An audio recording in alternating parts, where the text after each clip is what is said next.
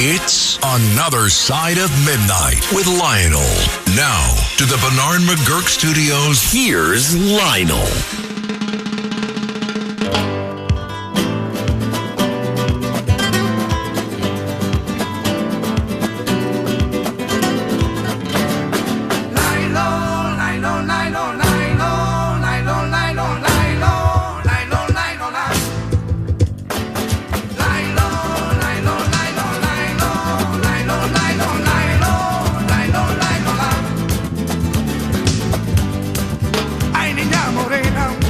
Alrighty, Lionel with you. This is Another Side of Midnight. Taking you home. or if you're coming home now, I don't want to know what you were doing. But it's the beautiful time, the witching hour, or as my friend used to call it, the bewitching hour, which makes no sense. Our number is 800-848-9222. Gonna get that straight. It is Warrior Weekend.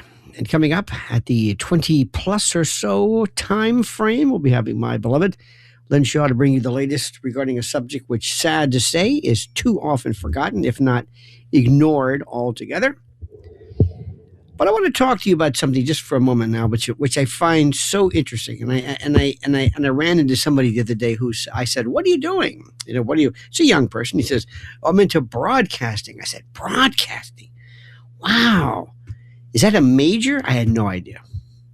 He goes, "Yeah." I said, I knew there was, broadcast majors. I said, but it's such a different time right now, especially with the ever-changing world of various media platforms. And it was so interesting. And every now and then somebody will say, "What do you think?" I say, "Oh, here we go." And I said, "Well, I don't know if you want to hear what I have to think, but I will do the best I can." And one of the things is, and our good friend Dr. Sky mentioned it before, and other people will say it, and they love to use this word, "Tell me the truth. Just whatever you do, just tell me the truth." And in talking to this young man, I said, don't ever fall for that, ever, if you plan to have any success in broadcast or TV or radio or whatever it is. If you think there is a thing called the truth, you're out of your mind. Whose truth? Whose truth are we talking about? How far do you want to go with this thing called the truth? And everybody says, well, my truth, of course, my truth is the truth. Well, no. No, not necessarily. Not necessarily. I mean, I'm not supposed to say that because we do love to believe in, we love absolutisms. We love to know that there are certain things that are just, true no matter what, that are absolute. But the problem is we have a big problem with that. And I love to be philosophical. I'm sorry, it's my nature. There's something about this. But when you talk about the truth, it's one of the funniest things. One of them, in fact, it's the most dangerous demands ever made of anybody, of any human being. And it sounds deceptively simple. Just tell me the truth.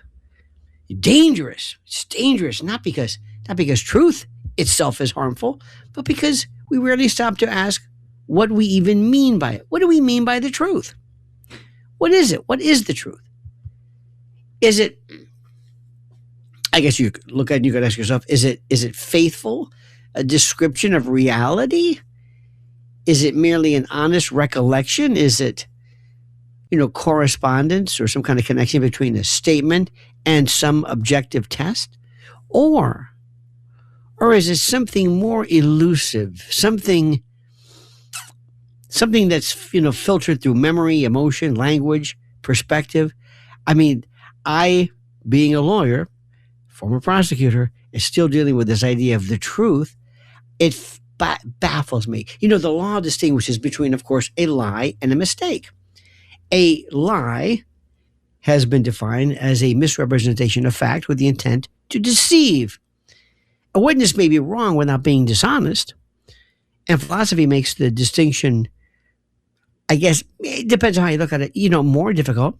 If someone sincerely believes something that is objectively false, have they lied? If somebody who's psychotic is having some psychiatric moment where they're hearing a voice or seeing something, are they lying? If somebody sincerely believes something that is objectively false, have they lied? Or have they merely misunderstood reality? And then there's the fib. Oh, I love these gray areas. Society tolerates countless small little departures from literal truth. I'm fine. I loved your speech. Traffic was terrible. Those are social, somebody called them one time, social lubricants, to smooth relationships. In the world of contract law, when you say, I have the best pizza in the world, you ever get that pizza box that says, you've tried the rest, now try the best. Is it the best? Is it the best? There was a diner on 10th Avenue years ago that said, we're the best, voted New York's the best. The best. We have, depending upon where you live, we have various people in various areas of the media who will celebrate somebody as being the best this, the best that, the greatest, the most popular host, the most, and wait a minute, what are your metrics? Where are you getting this from? It doesn't matter. Is that puffery also? What is the best? I don't even know what this even means. And what about something called exaggeration? Every storyteller compresses time and will heighten, emotion and emphasize, some details over others while omitting some. Is every memoir, therefore, partially a lie? Is it partially fictional? Is every conversational an edited version of reality? Yes! Then comes the most unsettling question. Whose truth? The phrase has become commonplace, yet philosophically, and I'm sorry to say politically, which I do not want to discuss. That's one thing I don't bother. Not here. Not here. If you want to really get into trouble, whose reality are you talking about? Who?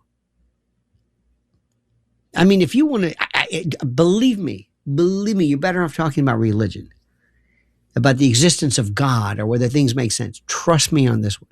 Because everybody believes that they are the center of the universe. And they believe that they speak a very apodictic truth. This is the truth. This is what's happening. President Trump did this, and Erdogan did this, and he's right or he's wrong, and that's it. End of discussion. And if you think otherwise, you're some right-wing fascist or you're some commie, and you've heard this before. I don't even bother. And you can tell immediately when somebody gets into that particular way of thinking, just go the other way. Say, thank you very much. I hear the phone ringing. Gotta go. But if everybody possesses their truth, does objective truth even exist? If two contradictory accounts are both called the truth, has the word lost its meaning altogether? Think about that one. Mathematics has always resisted, theoretically, but personal interpretation. And by the way, the same thing goes for science, at least we believe it does. 2 + 2 is 4, regardless of opinion. But human experience is not like math. Two witnesses observe the same event and emerge with radically different recollections. Look at the Rashomon. Look at Hirakawa. The idea of two people seeing two different things.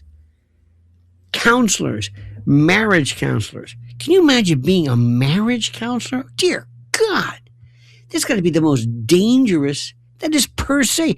And neither is lying. Neither is truly lying. Memory is not a recording device. Neuroscience increasingly suggests that each act of remembering is also an act of reconstruction. Every memory you have, every recollection, everything that you think you remember is subtly rewritten by later experiences and expectations. And by the way, you remembering what your version of the story was last time. You tend to remember not the event, but how you told the story last time. We do not simply retrieve memories, we recreate them. And then there's the ancient question that haunted Pontius Pilate when he asks, what is truth? It was not merely cynicism, it was recognition that truth can be politically dangerous. Truth about what? It was recognition that truth can be political danger. By the way, truth also wounds. The surgeon's diagnosis is true. The betrayed spouse deserves the truth. The historian, oh, that's the best one. Don't forget what Tolstoy said. History would be a wonderful thing if only it were true. I remember something that I will never forget. In my stint during my prosecutorial days, I was in a division. It was called affectionately juvenile, but it was anything but. It was the most tragic, the most horrible, the most gut-wrenching, the stuff that keeps you up late at night, not only because it has to do with children being harmed, but just families. And then there was this thing called the false memory phenomenon. People would go to psychiatrists and social workers, and they would remember a truth that in many cases people thought, this never occurred. It never occurred. But because sometimes the person who was administering this therapy was not particularly trained, and they had this penchant, or as we say, a penchant for believing one way or another. One woman believed that everybody had scores and histories of repressed sexual abuse, and that we spend our lives fighting it. It was like a corrupted Freudian world. So here we are in court, raising our hands to say, well, what happened? What happened? And then this person said, well, my father abused me. And these people would spend so much time telling the stories that people who were putative victims would remember the time and the place and the smell and what people were wearing. And they sounded great. And they were making up the whole story. It was completely fabricated. None of it occurred. Nothing occurred. It's unbelievable. What is the truth? Just tell the truth. Come on, son, you'll be fine. Tell everybody what happened. Tell us what President Trump did. Tell us about the Middle East. Tell us about what you think history was. Tell us about whether war was warranted. Tell a Vietnam veteran what you think the Vietnam War was about. And then let him tell you. A man who lost his friends and perhaps was wounded and left his memory and his soul. Talk to him about what you think the truth was in this cold, kind of a historical version of it. Then there's the perspective. Well, from your perspective, years ago, I remember seeing for the first time American soldiers who would go back to Vietnam, and they would meet sometimes with their fellow combatants, people that were either with the NVA or were, the Viet Cong per se, but they would meet and they would admire each other. They would hug each other. And I'm thinking, wait a minute, what is this all about? Did you not forget you were going to kill them? What happened? Is this the truth, or was that the truth? When you were 19 years old, this fellow was public enemy number one. That's the truth. And now you seem to have forgotten everything. What does that even mean? It's one of those words, truth, lie, fib, exaggeration, BS, puffery. There's so many words, mendacious, mentiroso. There's all these, every language, every culture recognizes what it means to lie. But when you really zoom into it, kind of like Mandelbrot's fractals, if you really zoom in on what we mean by it, there is no such thing as truth. Nothing. It doesn't exist. There's kind of like what Napoleon said about history, it is a myth that men agree to believe. 800-848-9222. This is Another Side of Midnight. And coming up, we have, the woman I admire and love more than anything, my wife, who happens to be an expert in this particular subject matter. Lynn Shaw on Warrior Wednesday, all on Another Side of Midnight with Lionel. It's Another Side of Midnight with Lionel.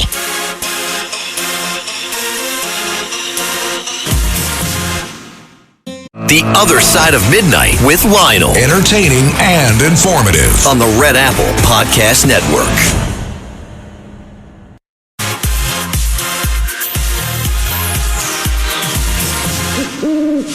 This is Another Side of Midnight with Lionel. Now, to the Bernard McGurk Studios, Here's Lionel.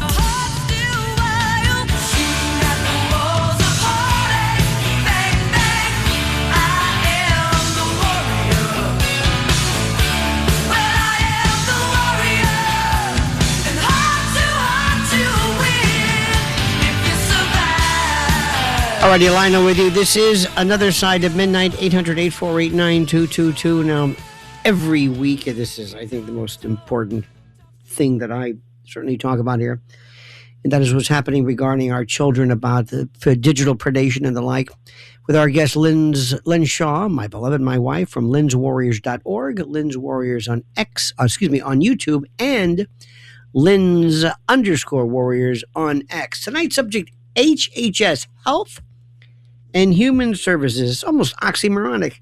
They have to do more to protect our kids. You know, our children are growing up in a world, and this is rather axiomatic as well, that unlike anything previous generations ever experienced, we've got smartphones. Think about when we were kids. Not that that's the standard, but smartphones, social media, artificial intelligence, gaming platforms, messaging apps, all have created extraordinary opportunities, but, and I smell a but they've opened the door to online enticement and sextortion and exploitation and addictive design and predators. So the question tonight is very, very simple. Is our government doing enough to protect America's children online? So Lynn Shaw, founder and president of Lynn's Warriors, an organization dedicated to protecting children from trafficking, sexual exploitations, and online harms.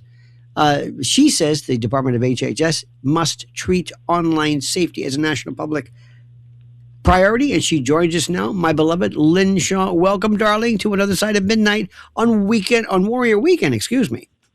Well, thank you, husband, my better half. You know, this is a very important segment. I've been racking my brain thinking how we can protect our children online. Now, let me just break it down for a minute. Mm-hmm. This week especially, and next week in Washington, D.C., very heavy on human trafficking, exploitation, roundtables, summits, conferences, and enough with that. We know the harms caused. Now, of course, awareness is good. We can agree. We can all agree about that. But now we need the solutions that we know are there. Right.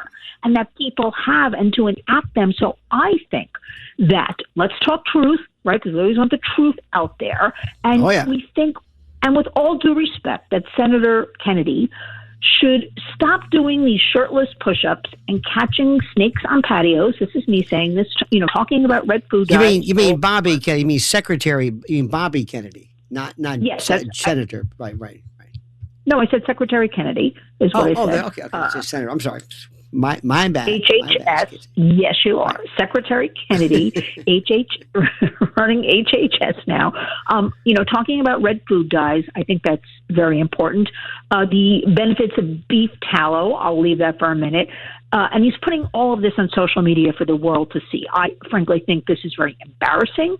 And we would urge him, to use his position to focus on better protections for our kids online, because this is a national crisis. Congress right now is not doing their job properly, okay?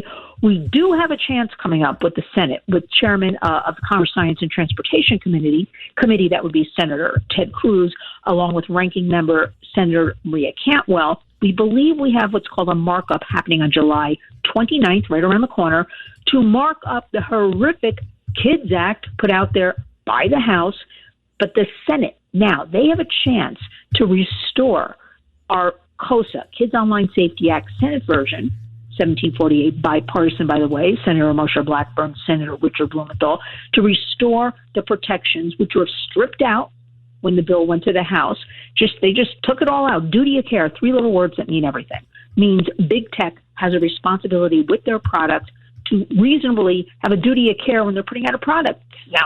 Sounds simple to me. We can only pray that Senator Cruz and Senator Cantwell, there's tremendous pushback about this. We've been working 4.5 years on this bill, bipartisan, everybody.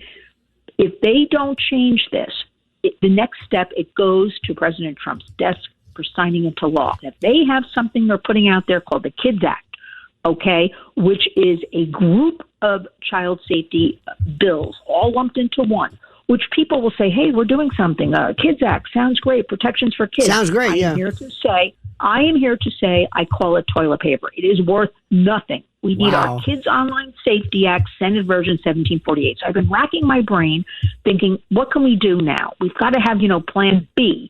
And the plan B is HHS.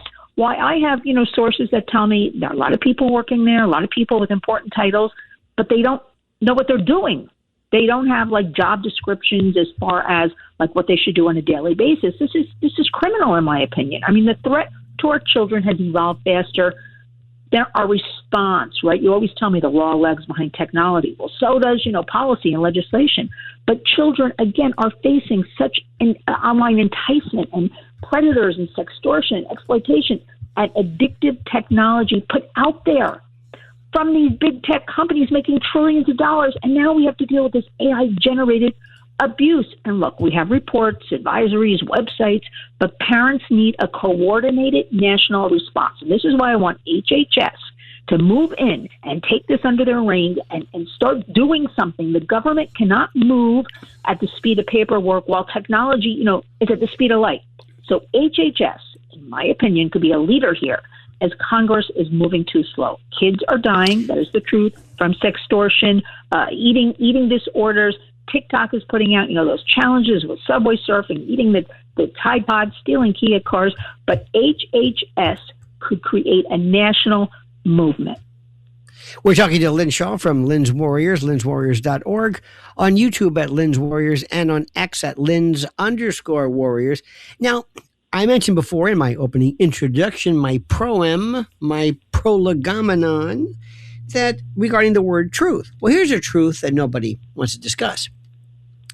We could learn so much from China as far as what they're at least ostensibly doing regarding their belief of how problematic this is. Also, how they're pushing back regarding AI in general. By the way, AI is going to be one of the biggest flops anybody has ever seen. I hope it so. is going to be, it is colossal.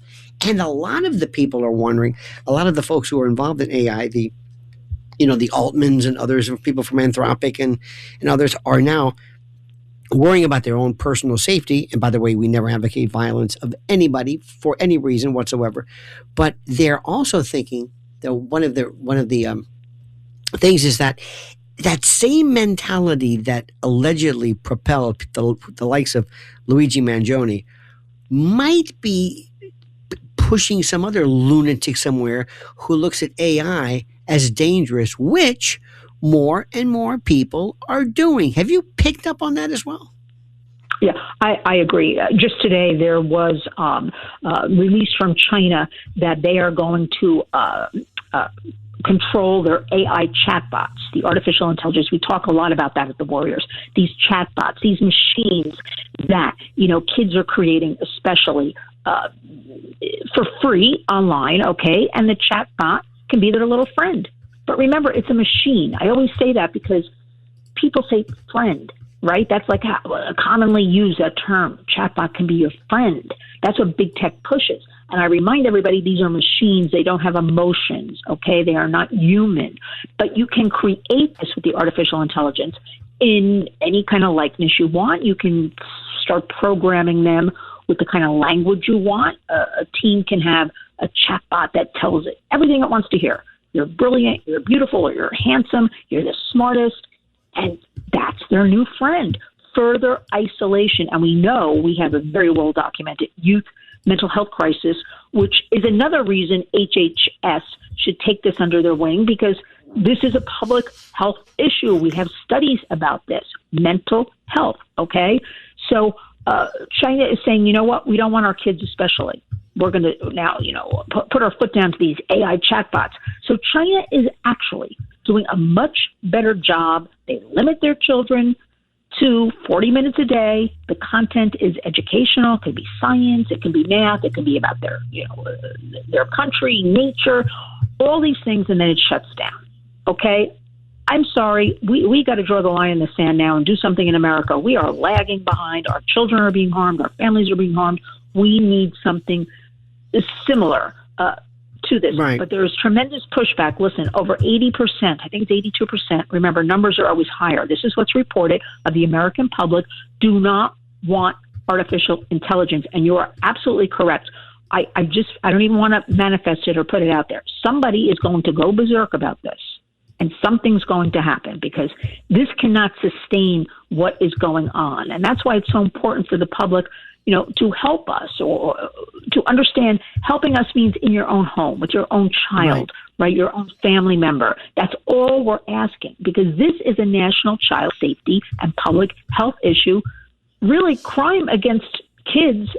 And it's an emergency, and we're going to keep calling it that, because millions of kids are using these products every day, and it's no longer simply, a family technology problem. Big tech is putting out harmful products, and nobody is stopping them. It's also on. We're talking to Lynn Shaw from lynswarriors.org. We don't want to make this. This is kind of oxymoronic or strange, but we don't want to make this to be overly and overtly political. But sometimes it's hard to read everybody from the president to the first lady to Congress to the Senate they will sometimes act aggressively. In fact, if you wrote a book about how to be an advocate, how to be a warrior in your own right, understand that the first thing that government does is it lies to you with the names of their legislation. No Child Left Behind, the National Defense Authorization Act. It sounds great. Defense, freedom of the the Patriot Act. The Patriot. Who in their right mind could ever find fault with the Patriot Act? So if you have something that goes Kids Online Resource Act, Protect Our Kids Act, it's just a name, and you say without duty of care. Imagine there being a speeding statute that has no penalty. That doesn't tell you what to do. It just says speeding is wrong. Well, what happens if I speed? Nothing. Do I have any care? Can I be held responsible? No. But this is just a statement we have about not liking speeding. So this is what people don't know about. Now, is it big tech that's behind this? What is the motivation? Because I'm so naive. Politicians, if there were no outside lobby bothering them, and if there was no political repercussion, they'd probably do the right thing and say, of course we're going to protect our kids. But it must be big tech. It must be Silicon Valley. What do you think? I mean, absolutely. First of all, everything we talk about, we are pro-innovation, pro-technology. This is the way of the world at the Warriors. We are not trying to stop anything, ban anything. And plus, it's all a bipartisan issue, Lionel. It belongs to no political party. However, when you work on these issues, you have to have legislation and then community action. So, of course, we have to have some rules and regulations around this runaway big tech. Okay, they've had a free reign for 30 years now. What I think we need to do right now, I want to stick a little bit with going back to about HHS, because I'm again racking my brain trying to figure out how we can be effective, how we can save kids, protect families, work on all of this. Washington is the biggest disappointment to me right now. We have some really good people working there. No, we want the truth. I'm giving you the truth right here. We have some good people who come to me and they're so disillusioned and they're ready to, leave. They're not being heard. They're not being, nobody's addressing these beautiful solutions they're putting out there. And you have to ask yourself, why? Why? And it's a very crass answer. The answer is because of money. Because big tech right now has all the money, all the power. Okay? People like money and power. They've got the funding to have lobbyists running all over Capitol Hill, not only for, our members of Congress. We have legislative staffs, everybody. And I'm sorry, money talks. That's what it's all about. And always I like to say, when people leave Congress, they want to go on to maybe be on the board. It used to be of, financial institutions and these types of educational things. Now everybody wants to go big tech. They want to go where the money is, where they know AI is the future. That's what they think. So right now, that's what we have. We have the money talking. And in the meantime, what happened to America first? Our families first. And so, yes, They lie to your faces. They say they're going to do this, going to do that. I can't tell you how many parents the Warriors have been with on Capitol Hill in these offices. Everybody's helping. Everybody's going to vote one way. And then you see the roll call. You see the votes, and they voted the opposite way. Forget us. What about these parents who have bravely shared stories of their children? They're furious. By the way, they're furious. And that is what I'm afraid of right now. After this 4.5 years of our Kids Online Safety Act, again, Senate Version 1748, the duty of care, that they are disrespected like this, that they are ignored like this, that they are just beyond themselves, that I feel horrific for these parents because they have come out from all over the country to share their stories. And for those who can't share their stories because they're not able to, they are mentally worn down and can't, their children are gone. So this is complete disrespect. HHS is the only thing I can think of to step in, and we have, they launch and sustain this National Child Online Safety Campaign. Now, I want to say something, and I'm saying this. I'm not putting words in your mouth. You don't have to agree with this or even comment on it. Recently, there's been discussion about certain broadcast licenses being withheld because they're either too liberal or too fake or too left or too whatever. And I'm not even going to argue the point with that. That's fine. Okay.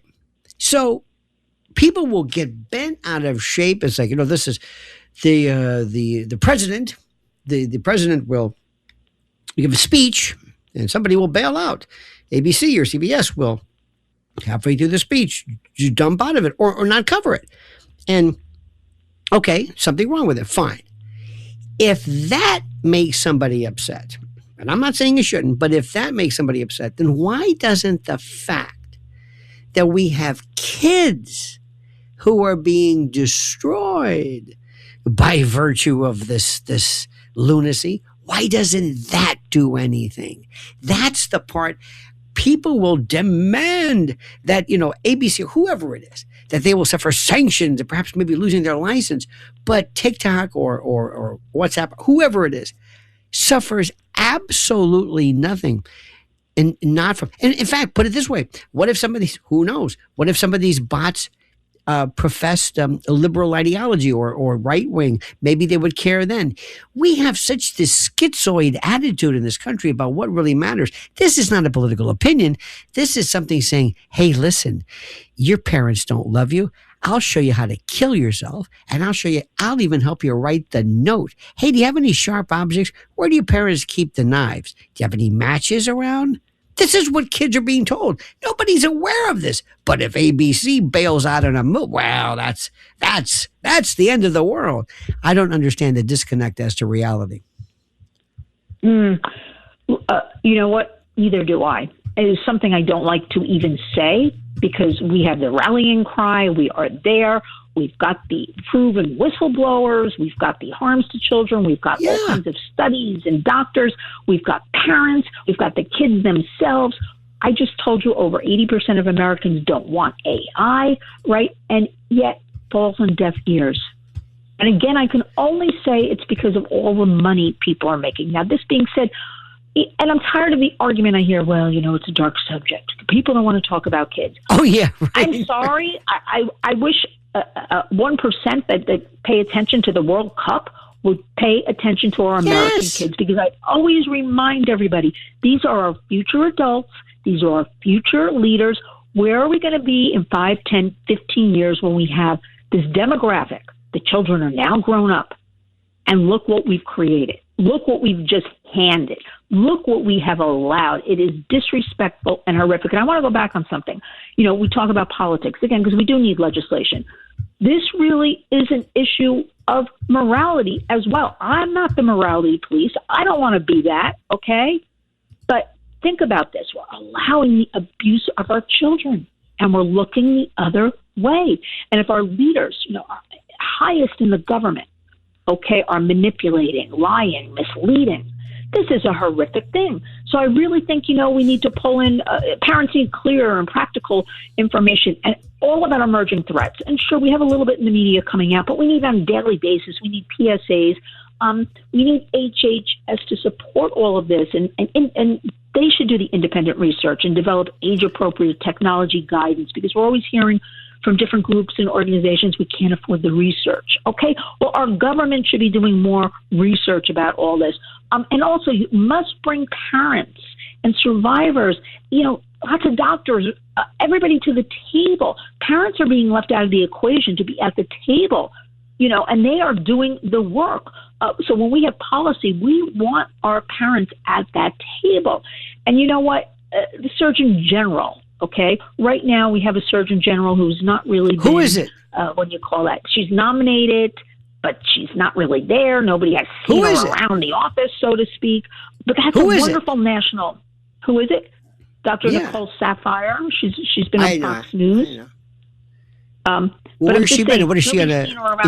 Is she a witness? But is she a witness protection? Is she in the back of a milk carton? Where the hell is she? Remember, Everett Probably. Koop? I'm sorry. This is me saying this, not wanting to address all of this, because that's an extraordinary platform, national platform, to sound the alarm about any major public health threats. But we need strong, continuing leadership focused on children's digital safety, not simply another report that disappears into the government website or wastebasket. And families need clear guidance. Nobody can focus on this. They're busy paying their bills and putting gas in the car and food on the table. We need sustained education, national attention. This is what we need. Parents are asked to carry too much of the burden alone. Yes, parents must step up, but this is a lot. Why can't we also have big tech stepping up? Why can't we have them helping with all of this? Parents have responsibilities, but Do you remember, by the way, we're talking to Lynn Shaw from Lynn'sWarriors.org, Lynn's Warriors on YouTube, and Lynn's_Warriors on X. Do you remember the year was 1985? You were, I think, in the third grade. And it was something called the Parents Music Resource Center, the PMRC. It was Tipper Gore against Frank Zappa, 1985. And they worried, listen to this, about explicit lyrics that people were saying in songs. Frank Zappa called them a bunch of bored Washington housewives. It was great. Now, they were fighting for it. I mean, this was on all the shows, and it was on Nightline and Tipper Gore.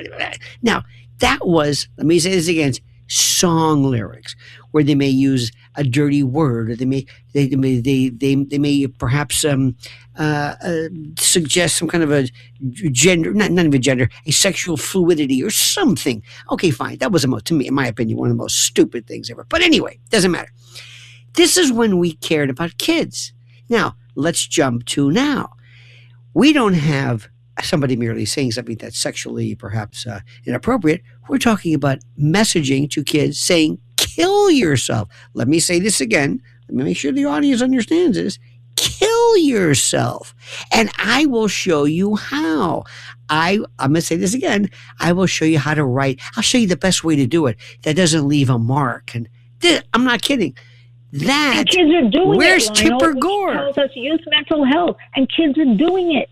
That goes into youth mental health, goes into HHS, Health and Human Services. I didn't mean to cut you off, but no. Look, we have HHS. They should be working with the Department of Justice, the FTC, the National Center on Missing and Exploited Children, law enforcement, schools, pediatric experts. Parents, definitely survivors, and responsible technology companies, because there are some ethical tech companies we work with. And right now, though, too much of the response, it's all fragmented in Washington.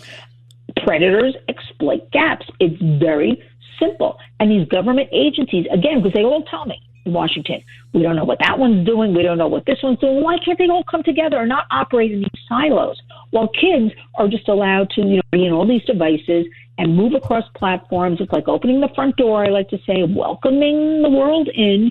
Okay, we lock our front doors, most of us. This cannot fall on parents and caregivers and kids. Big tech has a responsibility, and our government needs to step up. Enough of what's going on. Listen, parents are the first line of defense, but they can't be the only line of defense. I mean, we have so many safety standards. Lettuce is getting recalled, okay, and all that. But we don't recall any of these devices killing our kids. Very good. Maybe the lettuce. I'm hearing all day. I'm getting press releases about lettuce. Well, but, excuse me, but diarrhea, projectile diarrhea is nothing to laugh at or sniff at, as the old expression says. Maybe if we combined the two, I don't want to keep belaboring the point, but I remember from our generation when people went crazy, when they were worried, people worried that the Everly Brothers song, Wake Up Little Susie, advocated, remember they fell asleep at a drive-in. And they had to get home. They weren't sleeping together. They worried about Elvis Presley's hips and Frank Sinatra's this. But yet, we live in a world today, and I think the reason is multifold. Number one, the power of big tech, but also parents don't understand this. And number three, and I'm not going to mention any names, but nobody really understands AI. I hear it all the time. They think it's a robot, or they think it's, I don't know what they think. It's not this. It is a neural. It mimics neural pathways. It teaches itself, recursive self-improvement. In any event, what do people need to do after hearing you, after they feel significantly enraged as to what's happening? What do you suggest that they do? I want everybody to become a warrior and be enraged, because the central message is we want Health and Human Services, we want Washington and every parent listening today to hear what we're talking about. The threats are real. The technology is changing rapidly. Children are being harmed. So what I want everybody to do is talk to your child early and often. Behind every statistic is a child. We're talking about all this, but we're talking about children, human beings, and every child is a future worth fighting for. Know the apps and platforms your kids are using. You buy the devices. You've got to just talk to them. Have, this like digital, family partnership where you sit down, let them be part of it, where you're coming up with ideas, you're coming up with safety. Keep the devices. I always say this, out of the bedrooms overnight. It creates a lot of problems. Kids need their sleep. That's where they do this infinite scrolling. That's where the algorithms be fed to them. They lose their minds. We work with parents. This has happened. This is real. Teach children never to send intimate images. So many kids say to me, I deleted the image. It's there forever, everybody. It's caught in a cloud. It's been shared again. Recognize what grooming and sextortion are. Don't be embarrassed, because kids are seeing and hearing all this stuff online. You've got to know what it is and know how to report suspected online exploitation, because so many parents say no, because, I'm going to get in trouble. I'm embarrassed, this and that. Call 911, have a record. Call your local FBI office. Okay, 1-800 local FBI, cybertipline.org. Tell HHS and policymakers, get involved. House.gov, Senate.gov, to make children's online safety a national priority, not a secondary priority. I don't even know what's after secondary, third priority. No priority right now is what it is seen to everybody who works on these issues and support organizations like Lynn's Warriors. We fight every day to protect children. You've got to sound the alarm. You've got to protect childhood. You must protect the American future, because community does indeed create change. And remember, and also children before algorithms and profits. Thank you. One of the best segments I know that we do every day. Lynn Shaw from Lynn's Warriors, lynswarriors.org. Lynn's Warriors on YouTube. Thank you so much, my darling. We will speak again next week, and I'll probably see you before then. Thank you for giving me a platform. Indeed. More coming up on Another Side of Midnight with Lionel. Get ready. Stay tuned.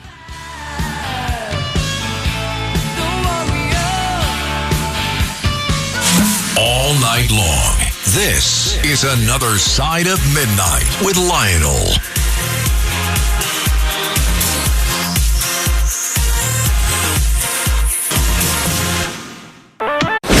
The Other Side of Midnight with Lionel. Entertaining and informative. On the Red Apple Podcast Network.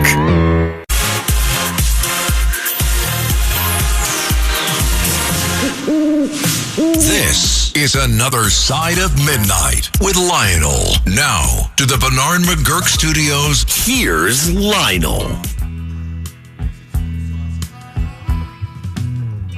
It wasn't very large. There was just enough room to cram the drums in the corner over by the Dodge. It was a 54 with a mashed up door and a cheesy little lamp. Alrighty, Lionel with you. This is the most fascinating subject matter. Sometimes I find myself wanting to listen to the lyrics of the song. Then I realize that would be a bit of a problem if I just stopped talking. By the way, one time we had one of these radio programming geniuses who said all bumper music should not have lyrics. Why? Because he was a program director and had no idea what he was doing. That's why he was there. You see, competence sometimes gets in the way of a regenerative stupidity. Our number is 800-848-9222. Let's go to the phones right now. We have some fascinating subjects from some callers. Agnes in New Jersey. You're on Another Side of Midnight with Lionel. Hi, Lionel. I taught school for over 50 years, and I used something very creative that I thought worked for children, and that was a puppet show. Do you remember Kukla, Fran, and Ollie? Do you remember some of the puppet shows that taught children how to behave? They listened not to me, but to the puppet. Right. And I taught third grade, fourth grade. But anyway, we want to know what truth is. Truth does not change. Truth, a lie changes, but truth does not change. Whose truth? Truth, for instance, I believe in the Blessed Mother's appearance to the three children. That what if you're Jewish? Never changed. What if you're Jewish? What if you're Muslim? What if you're atheist? What if you're Buddhist? Still what if you don't know about about that? Three children that appeared to children to tell other people to believe. What if you don't believe this? What if your religion? What if your religion says no? That's another religion. That's contrary to our faith. What if I were to give you, let's say, Jewish thoughts or Islamic prophecy and the like? You're presuming, some would argue, that people would necessarily agree with what you're saying, and some people might even be offended by it, and they would say that's not the truth. They might think it's fable. I'm not saying that, but so you got to be very careful with that. You may know it to be true. Other people will say, that's not my truth. Truth is relative. As President Reagan said, the truth starts at the dinner table. Well, whose dinner table? It does start with your parents. Now, if you're Jewish... But what country? What country? What division? What reality? What history? See, and I thank you for your call. This goes to show you, and I mean this with all due respect, this is from your point of view. Tell me, I was listening and watching a great documentary about the Vietnam War from the perspective of the Vietnamese.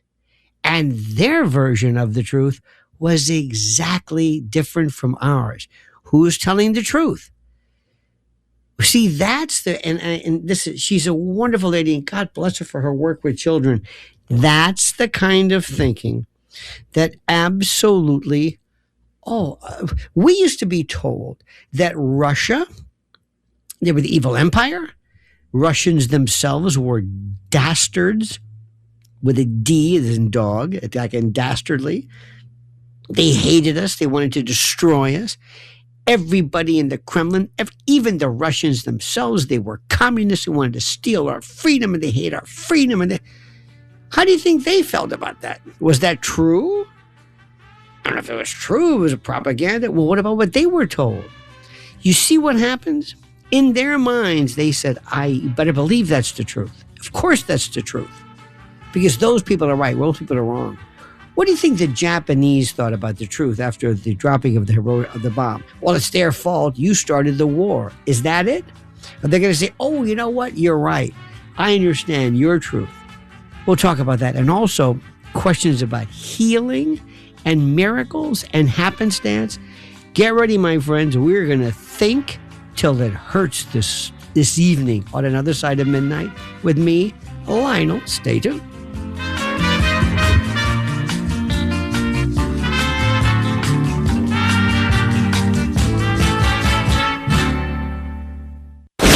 The Other Side of Midnight with Lionel. Entertaining and informative. On the Red Apple Podcast Network.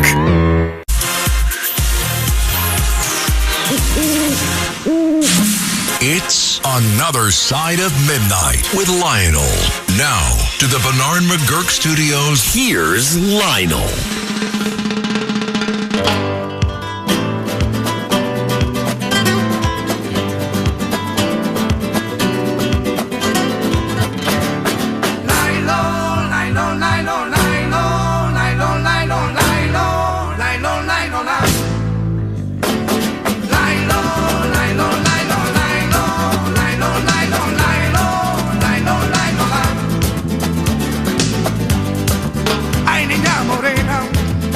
Alrighty, Lionel with you, and this is Another Side of Midnight, 800-848-9222. We've sparked a little bit of, I'd like a nice, interesting, and healthy controversy where we use our head, where we debate like adults.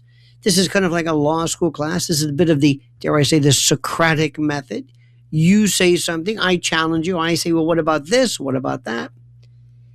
And we talked about this thing called the truth. Everybody they think knows the truth. Give an example. This past week, and whenever I hear this, I think, "Ooh, I'm going to talk about this weekend. Ooh, I want to talk about that." I hear some of the most absolutely insane comments regarding the mayor of New York City, Zoran Mamdani. They call him a communist. He's not a communist. Not even they couldn't even tell you. The communists laugh at this. It's not It's not communism. Well, that's what we call it. He's a socialist. Well, a democratic socialist. Is that the same? Well, not really. What do you mean? Well, it's that kind of that Scandinavian, Norwegian kind of democratic. It doesn't really. It's kind of like. I mean, is he a socialist? Well, not really. Giving away stuff is not socialism. That's called a welfare. Environmental welfare philosophy or welfare economy, if you will. That's where you just give people. Like Al Sharpton years ago, there were people, just give people this, just give them this, give them this. That's not socialism. That's something else. That's stupid. Now, on the other side, I hear people suggest that President Trump is a fascist. I said, no, he's not a fascist. And then, of course, you ask the question, well, define fascist. And they look at you and they say, what are you talking about? Well, what do you mean? You mean like Mussolini? Fascists is a combination of what? Corporatocracy and what? The government? What are you speaking of? Can you have fascism without totalitarianism? Can you have totalitarianism without fascism or communism? Yes. Can you have totalitarianism in a theocracy? Look at Saudi Arabia. Well, yeah. Look at North Korea. There's what is that? Is that communism? That's hard to say. Is Russia communist? Not even close. Not even close. What about China? Well, it's a capitalism with, what was it, with Chinese sensibilities or socialistic. So the first level of any kind of discussion as to truth is to define what it is you're talking about. And we never do this because, as you know, we speak in shortcuts. We speak and a lot of it has to do with, health talk too. Have you ever heard about that? Protein. We need protein. Believe it or not, one of the few things we have problems with in this country is protein. That's one of the, unless you have kwashiorkor or some strange disease. But that's kind of a word that we use, like natural, light. So before we get into any discussions of the truth, we always must think about the idea of who's telling the truth. And is their perspective wrong? Did the Japanese, do you think Japan had anything to do, or had any point to be made? Put it this way. We would say, of course not. All of them, the entire group. They declared war on us, and that's it. Okay, fair enough. Talk about history. What's the truth about that? For example, could This is a really tough one. And I'd be very careful when you ask this. Could the Russians alone have quashed, ablated, destroyed Hitler alone without D-Day, without any help from the U.S.? Anything. Some people will say, of course not, because they saw Saving Private Ryan. Others will say, yes, they could have won, but it would have been, it would have been so much more prolonged. And well, what if Hitler had not made this, what if Barbarossa had this stupid move? Oh, different story. We don't know. Because remember, in most wars, it's not so much people make an error, but sometimes the war was ill-conceived. And for you to answer those questions, people sometimes, their version of the truth is a bit interrupted with their version of what patriotism is, or what what they thought history was. Did you see this movie, Young Washington? I saw it, my wife and I saw it. Has absolutely nothing to do with the truth. Nothing. But it's good. It's a feel-good movie. I like that. Remember Mel Gibson's Passion of the Christ? It was a very bloody movie. Somebody called it Good Friday the 13th. Now, was that correct? Was that true to the Bible? Catholics would say yes. Protestants would say, because there was no effort at all to speak of the resurrection. So what I'm trying to tell you is, whose truth wins? And if you think it's my truth, so one thing about Einstein, he taught us a notion of relativity. And there's no such thing as telling how fast I'm going, if relative to whom and to what. Let's go back to the phones, back to the fun. Let's go to John in Brooklyn. John, you're on Another Side of Midnight with Lionel. Thank you, Lionel. For me, I think when it comes to truth, you have to kind of determine the first thing of all, is there a God? And Stop right there. Your belief with truth. Stop right there.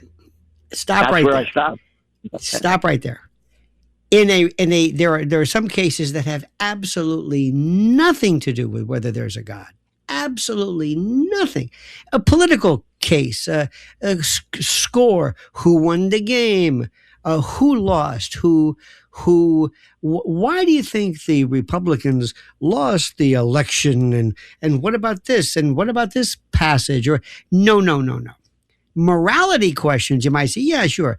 But truth sometimes has nothing to do with reality, whether there is a God. A Buddhist and atheist would be just as equipped to answer the question as anybody else. I understand what you're saying, but don't make this religious when in fact, sometimes it is, but oftentimes it's not. Well, you believe that someone won the game, but other people might say, well, this contentious call really caused the other side to win the game. And absolutely, that's absolutely true. So yeah. It's not absolute that someone always won the game or always No. No, but think about what you're saying. And by the way, it has nothing to do with God. But you're right. They will say to you, well, that's your belief. No, wait a minute. Stop for a second. With me, I believe that God and your dependence on Him and what you do, that affects your strength. No, I mean, stop for a second. I appreciate this. You just gave a very good example. You said, let's say there's a sporting event. Let's say there's a World Cup. Let's say whatever it is. Somebody could say, well, technically speaking, Argentina won in terms of the number of goals, but those goals were erroneous. It was a bad call. The referee was bad. And they will say to you, yes, the history books will show, but it's an illegitimate win or whatever it is. That has nothing to do with God. Not everything that's a plain old sports thing. There's no God involved in so what I'm saying is, in other matters, you're right. Don't blend the two is what I'm trying to say. Well, you see now, that I don't know if that's the truth to do. How's that? Well, a person's motivation often comes from what is they ultimately believe is right or fair. In sports? Even in sports? Even in sports. I was in, you name it, I was in every sport. Let me stop. Baseball, Different. Now we're going everything. tangential. Wait. You're dealing with, let's say, Spain, and Argentina or whatever it is, two very Christian, if not Catholic, very, very certainly not atheistic, very strong churches. Okay, what does God have to do with Lionel Messi versus whatever it is? Well, even God would say, we're talking about truth and where it begins. Correct? You gave the example. You gave an example. It's very good. You said, what if somebody wins? Let's say there's a score. And somebody says, well, yes, theoretically, you might have won the game, but you won the game because of inefficient officiating or whatever it is. And I said, that's very good. You might have, it's like an asterisk. Like, yes, technically we won. Okay, that's one case. However, let's say you're that's what we were talking about. Let's say you're a basketball player and you got a home game and you already have yourself personally, while nobody was there, went to the court and made marks on the court, some kind of dig, some whatever. That's your spot for hitting where you go. That's technically illegal, but you won the game based upon people who had their home spots and they hit well from them. So the truth involved is, yes, you won the game, but well, look what you did. You did what? Yeah. There was a fight years ago. I think it was where Spinks, Larry Spinks drank seltzer or something rather than water, and I think it was I forget who it was. Saw how he came out of the corner to come into the next round, so invigorated, and other fighter couldn't realize how did he get so invigorated by just water. And that's when he objected. He wanted to find out what did he drink when he came out for the round, and what it wasn't water. It was seltzer, and the rules called. And therefore, not seltzer. Therefore, and therefore, he won the fight. No, and therefore, the big takeaway from this, as we speak to our class, is, and therefore, class, what's the moral of the story with that? Oh, the moral is he lost the next fight when it was they went back to another fight, and he was not allowed now, and he seltzer, and he lost. Okay, so the moral. That's the moral of the story. Well, the moral is if you cheat and you get caught, well, there you are. Okay, and does God have anything? Wait. Does God have anything to do with this? I'm just curious. I think ultimately, yes. In the seltzer controversy, God? Well, he did something which was I'll put it this way, unlawful in the sports field. You cannot vary from the rules. It had to be water. It's immoral as well, because you knew you weren't supposed to do that. So what does God have to do with? So therefore, God has to do with morality. So he's godless. Whoever drank the seltzer is godless. Doesn't care about God because of that. Okay, that's what sin is. You're leaving God out of your decision. Wait a minute. You're saying that's a sin? Drinking seltzer during a game or during a fight? That's a sin?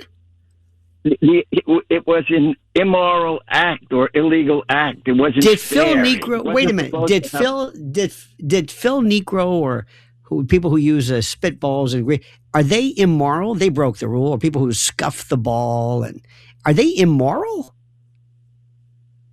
Well, I wouldn't. I think there's another decision before you go to immorality. He's not supposed to scuff the ball. What about the seltzer? Well, we know that, John. We know, John. Stop. John, stop for a second. I know we can't say. Of course, we need to do that. My question to you very simply is this: is it immoral to scuff a baseball or to drink seltzer during a boxing match? Is it immoral? Do you think? Yes or no? At the moment, yes. I love you, John. Thank you, my friend. Call me again. Bless his heart. This is called, and I appreciate that. He's right, his opinion. Please call me again, John, some other time. This is called being punctilious. This is about somebody who is, how do I say this? Who is so razor sharp in terms of the determination. It doesn't look into the world of perspective. One of the rules, as you know, of the game is getting away with certain stuff. That's what referees are for. To call that immoral? Let me ask you. Do you think it was? 800-848-9222. I find this absolutely fascinating. More coming up. It's Another Side of Midnight with Lionel.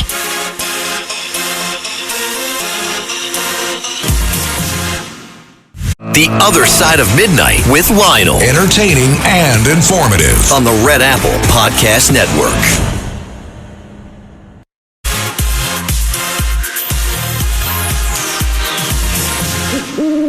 This is Another Side of Midnight with Lionel. Now, to the Bernard McGurk Studios, Here's Lionel. That's right. Lay down, Sally. Who was Sally? Why do we want her to lay down? Or should it lie down? I think it's lie down. Unless you meant something else, which maybe that was the intent. I don't know. 800-848-9222. Lionel with you. A couple of not programming notes, but procedural notes. We have a difficult time. We have a system that for some particular reason does not allow, how do I say this, simultaneous talk, or it's weird. It's like there's something, it's not, I don't think it's the best in terms of, like, normally if you're talking, I can hear you and you can hear me. Anyway, make a long story short, it may give you the impression that people are being shut down and shut up, and people are, because sometimes I don't want to go in a particular direction. That's my thing. It's my gig. I don't want to go into religion. There is nothing to me worse than to say, well, the reason for this is because of God or Allah or because of this, or I'm a Buddhist. That doesn't, I'm sorry, that may be true. And I'm not saying it's not valid. I'm not saying it's not important to you, but I'm saying a lot of people do not necessarily share that. They don't necessarily feel that's a reason for them to consider drinking seltzer during a boxing match or whatever it is. I don't want to get into that. Then it becomes, and I also don't want to, when people who read from the Bible or read from the Quran no, that's not logic. You're just telling me something. This is what you believe, and it's valid in certain concepts. I want the bigger picture. Forget religion. Just talk about intuitively. One of the things which is the most important, stealing a base. Baseball players who sometimes would have spies in the outfield looking for signals. Is that stealing? Is that cheating? Theoretically, it is. What about PEDs? Well, yeah. What about Tommy John surgery? Isn't that, they didn't have that in the old days? Well, it's true. You know, whatever. What about kids who have Tommy John surgery before they even get hurt? What about, so we talk about all these variations of right and wrong. What about a fuzz? Remember they used to have fuzz buster, radar detectors. Remember that? You would have these fuzz busters. Well, what's that? What do you call that? When is breaking the rules okay? That's all. Let's go back to the phones, back to the fun. 800-848-9222. Dave in Pennsylvania, you're on Another Side of Midnight with Lionel. I'm trying to be the best I can, Lionel, with a can of black and white Genesee Ice in mind. Black and white statements. Thank you for letting me on the air one night to speak to the people that called, mostly from New York. Now, here's the story. By the way, I thank you very much. I know this. Have a nice day. I know. Listen, I don't mean to be mean. He uses different, I don't want Jackson to be aware of this. Welcome. You see, Jackson, sometimes people will use different names. If you hear that voice, he is what is called in the business, and I'm being very, very fair, an assassin. This is somebody who will take your show and destroy it. Talk about subjects that have nothing to do with anything. Things that just basically just take a wonderfully beautiful, fascinating give and take moment of intellectual discourse and drive it right into the ground, talking about arcane and recondite stories that nobody, and I mean nobody, cares about. You know, am I being cruel? Perhaps. But believe me when I say this, there is nothing. And when I hear sometimes other shows, if whatever, in the rare occasion I'm listening, I would say, oops, you don't want to do that. You don't want to have your direction derailed. Not that controversy is not fun. Steve in Florida. Steve, you're on Another Side of Midnight with Lionel. Yes, sir. How are you doing, Lionel? Good, Steven. I come on here with a lot of respect for your platform. I'm a big supporter of your YouTube, Lionel Nation. And I'm currently a law student with one legal question for you to start. Wait a minute. Where are you a law student, sir? Where are you studying? I study in National University. I'm in college right now. Oh, you're not in law school, perhaps. You just not in law school yet. Correct. Oh, good. Do you plan on doing that? Yes, sir. Good. Do it. Just make sure the place you go to is accredited, so that when you so that later on you can, you're good. Anyway, please do proceed, young man. Yes, sir. So my question is regarding family law. And it might sound a little crazy, but I think if there's any right person to ask, you will be the one. So I'm going to just let it go. Good. How can someone be subject to incarceration for not paying child support without a criminal conviction of parental negligence and a form of financial abuse at minimum? Simple, because our society has, in essence, looked at this not as a criminal case per se, but almost as though it's contempt. You are provided a civil order. How can I, for example, ask you or command that you testify before a grand jury, and you say, no, I'm not going to do this, and then I grant you immunity, and you have no reason not to? The only way to compel your testimony is to incarcerate you. But I'm not incarcerating you as a crime. I remember the old notion of civil contempt is you hold the keys to the jail. I'm using this as a way of compulsion. I want you to do something. In a crime, when I put you in jail or in prison for a crime, there's nothing you can do to get out. It's not conditional. You're going to do your 5 years. Maybe I'll give you some 85% gain time or whatever it is. But that's a punishment. This, in terms of paying child support or whatever it is, that's not a crime. That's contempt to wheedle, to coerce you. But the best part is, from the viewpoint vis-a-vis the person in jail, he's in jail. Let me give you another example. And I like the way you say this. When we used to do, I'm not sure how they do this now, but in juvenile law, you were in adult, this is almost like George Carlin's football routine. In criminal law, you were adjudicated guilty. In juvenile law, you were adjudicated delinquent. And in adult law, adult crime, in criminal court, it was the state of Florida or New Jersey or New York versus. In juvenile law, it was in re the matter of Stephen, a child. But here's the best part.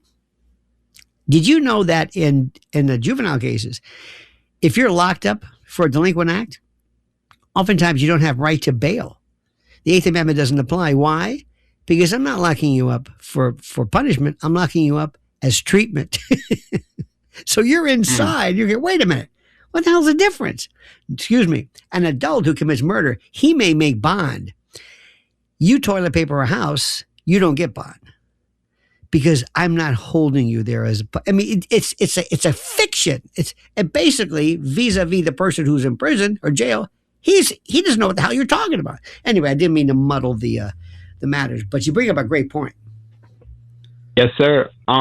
Yeah, that's very interesting. I was researching and trying to understand that concept a lot. You made it very clear. And now, let me ask you this: does Yep. this happen to you? Is this something that's happened to you? No, not to me specifically. It's now, just what about something I've this? just kind of been researching. Okay, what about this one? In our society, we have this idea that we do not incarcerate people for being poor. We don't have paupers prison or anything like that. But yet, if somebody doesn't make child payments or whatever it is, you throw them in jail. But the idea is that you had the ability to pay and you didn't. And then again, vis-a-vis the parent. Oh, here's another one when it comes to family law. You think the kid gets the money when you send that, when they either garnish your wages or you make that check? Do you think your child gets that money? Hell no. Mama gets that money. Now, theoretically, she gets the money because she's in charge of the child, but oftentimes you don't know where that money's going. There's no accounting. You don't have to say, wait a minute, how come you haven't bought him any new clothes? Well, so it's family law is the worst. It's where souls and families and hope is destroyed. It is so horrible. And people should know about that before they get married. And I'm sorry, people get into this, they fall in this love business as they go, yeah? Well, let me show you what happens when things go wrong. Stephen, did you ever take driver's ed in school? No. Okay. Well, we used to, and well, people who did. And there was a show at the end of driver's ed. It was called like Signal 20 or something, or Signal 50 or anyway, Blood on the Highway. They would show you pictures, movies of accidents that were from the 50s that were horrible to let you know this is what happens when something goes wrong. I think they should show movies of, Fatal Attraction, War of the Roses, Kramer versus Kramer, to show people maybe in the cinematic what happens when love and families and mom and dad, when it breaks down. Because I don't think people realize how serious this is. I'm sorry, sir. I'm commandeering this call. Proceed, sir. Yes, sir. I agree with you 100%. And all I could say is it's very interesting how that works, like what you just described with it. Like, would there be appellate review for any case like this? Would there be a jury or anything that could be afforded? Normally, in family law, it's called equity. A lot of times. I mean, depending on the jurisdiction, but for the most part, no. Juries are not involved. It's not televised, not open to the public. It's a judge. It's equity versus law. And, there's a kind of a different distinction. Is it subject to appellate review? Absolutely.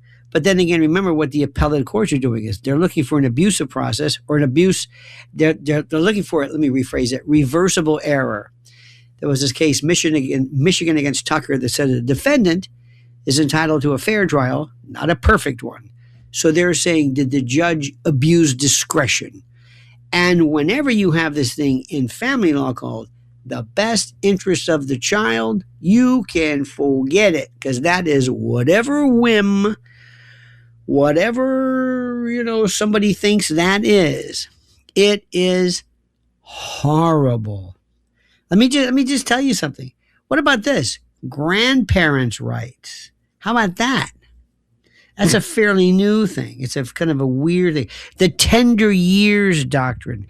This is the preference that courts give for placement in custody to the mother, because based upon, quote, research and tradition, the tender years, the early years of a child's development is best with their mother. And oh, what a bunch of crap. I mean, a lot of times that's true, but not always. It's brutal, Stephen. I'm telling you. The last place you want to be in law is family law. In fact, I agree.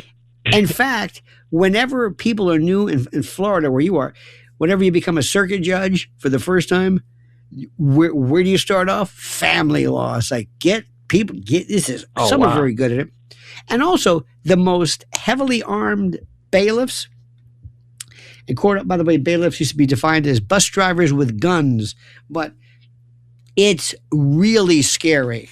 And that's why they used to have more metal detectors In felony courts, we didn't even have a metal detector. None. People just walked in. Family court, another story. It's brutal. Stephen, I wish you the best, my friend. Yes, sir. Thank you very much for having me on the platform. Please, you let me know, sir. What a delightful young man. Stephen, by the way, he follows us at Lionel Nation, which is on YouTube, which is completely, just that is, there are no strictures, structures, no impediments, no speed bumps, no anything other than raw ideological conviction, whatever the hell that means. Let's go to Paul in Connecticut. You're on another side of midnight with Lionel. Good morning, Lionel. I'd like to say that Mayor Mondami is posing as a communist when actually I think he's a dictator, like Manuel Noriega, Gaddafi, Saddam Hussein. How's that? And well, when he talks about free groceries, I think he goes back to when the Russians were standing in the bread lines. Why is that? Because I don't think he's going to be able to deliver on anything that he has said. Now, let me ask you this. Stop for a second. I want to break down wait a minute. I want to break down what you just threw out about 4 or 5 ideas, and you are the absolute perfect example of what I was speaking about, and I'm so glad you called. Number one, what is he doing that is, and by the way, let me just, I did not vote for him. I would not vote for him, and I'm in no way endorsing his candidacy or his continued candidacy. But he's the mayor, and that's what you're going to do. What has he ever done to advocate dictatorship? Tell me what he's done that has nothing to do with any kind of review of the city council, approval, or that is not applauded by significant portions of New York City. Well, all the things that he said he would do for the people, he hasn't delivered on, and he hasn't delivered yet. You know, the free buses, the free groceries. Why is that dictatorship? Because he's actually selling a story, which that's not maybe a lot of politicians do, that he has tried to sell himself as something that I don't think he can produce.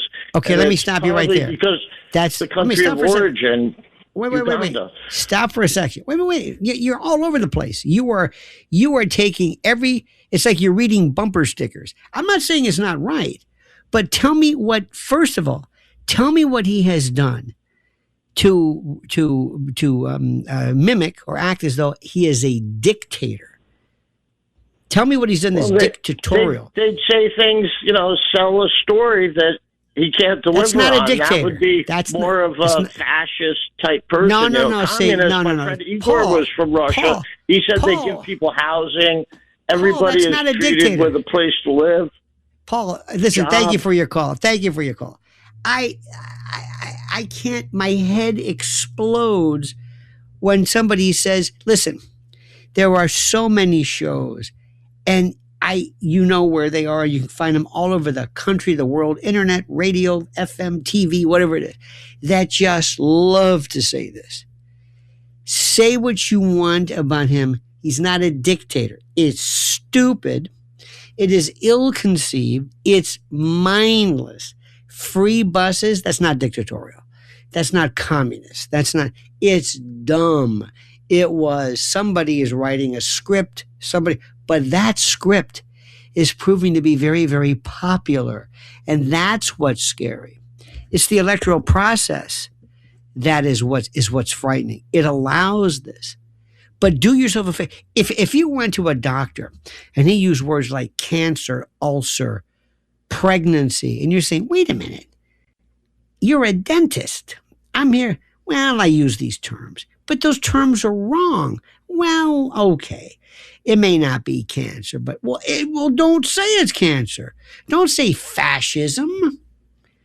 Mussolini would go crazy if you told him to say, but this is not fascisti. If there's one thing where you and I agree 100%, let's talk about the insanity of what somebody is doing. But don't mention the label. It's the label. This is where you lose people. Because as soon as you say fascism, and they think, he doesn't know what he's talking about.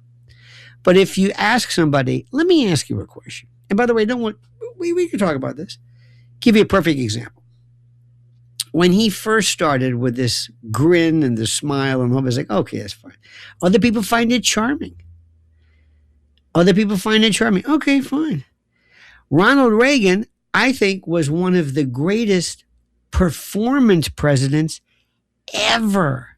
He did some stuff that was pretty good, but when he came out, he made America feel he was straight out of central casting. Other people saw him as a buffoon. And I thought to myself, how do you see him as a buffoon? They did. I don't know. So, listen, that's just perspective. But what he did was he said this. He wanted to have free buses or something along those lines, whether they were free, but listen very correctly. He didn't have free grocery stores. He wanted, they were run by the city, maybe lower. Not everything is lower price. Not everything is dirt cheap, but some of it, anyway, it's a pipe dream. But anyway, when he talked about the buses, and I thought buses as a whole, the only thing making them allowable to be run is the fact that you've got to pay something. And certainly not a king's ransom to go cross town. If you open the doors, wherever that first start, that origin point is, you would have every degenerate people sleeping. You couldn't ask somebody to get off or leave, or it'd be a disaster. Why? Because of human nature, because of the way people are, because we're filled with people who we're nuts. We have, by the way, I happen to be in the Hell's Kitchen area. We have on the west side here these shanty towns, which anybody else, Rudy Giuliani, Ray Kelly, anybody could have just gotten rid of these immediately. No. Why? I don't know. You can't just set up sleeping on the sidewalk. There are laws against it. I can't just, in the middle of the day, right in front of, Fox News on 6th Avenue, just set up my pup tent right there on 6th Avenue, right in front. Can't do that. Well, why can't they do it on the side street over here?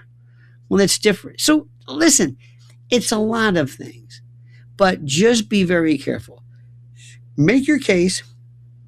Don't say communist. Don't. That's fun and it's great, but it doesn't work. Let's go to Fat Tony in Virginia. You're on Another Side of Midnight with Lynn. Good morning, Lionel. How are you, Fat Tony? I'm doing great. I was calling because I wanted to say I believe that as humans we don't have a truth, because the truth is momentary. It's temporary. The only truth is in nature. Give me an example. Because, like you said, so the example is we have to go to war to defend our freedom. Oh, that's true. That's true. And then years go by, and you say, well, look, was it for freedom? And then you say, well, no. Like I say, hindsight, 2020. You see things clearer. The only truth is in nature, because nature doesn't have what we tend to think of free will. But I don't even believe in that we have much of a free will. Why is that? Options. Well, because I gave this example before, and I get people a lot of time. I say, if you want orange juice or grape juice, your free will, pick. And a lot of times people say orange juice. Well, you didn't have free will. You know what I mean? It's apple juice, grapefruit juice. There's so many. So if I put two things in front of you and say, free will, pick what you want. You only have two options.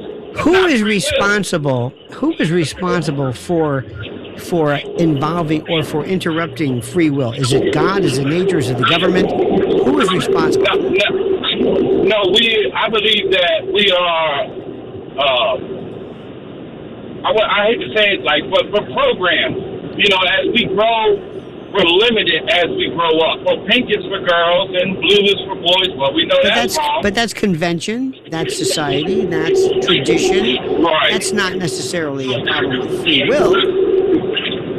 So a lot of times we use God, just like the other call. Well, God said don't do this, or God said, and tradition. Some people think certain things are good, and other ones they think it's not. Correct. And so it's tradition, and that's what limits us from being who we are. That's why we don't have, Brent Baker's for the 9th generation. No, I'm going to go and be a blogger. So, it's free will doesn't exist. Only free will.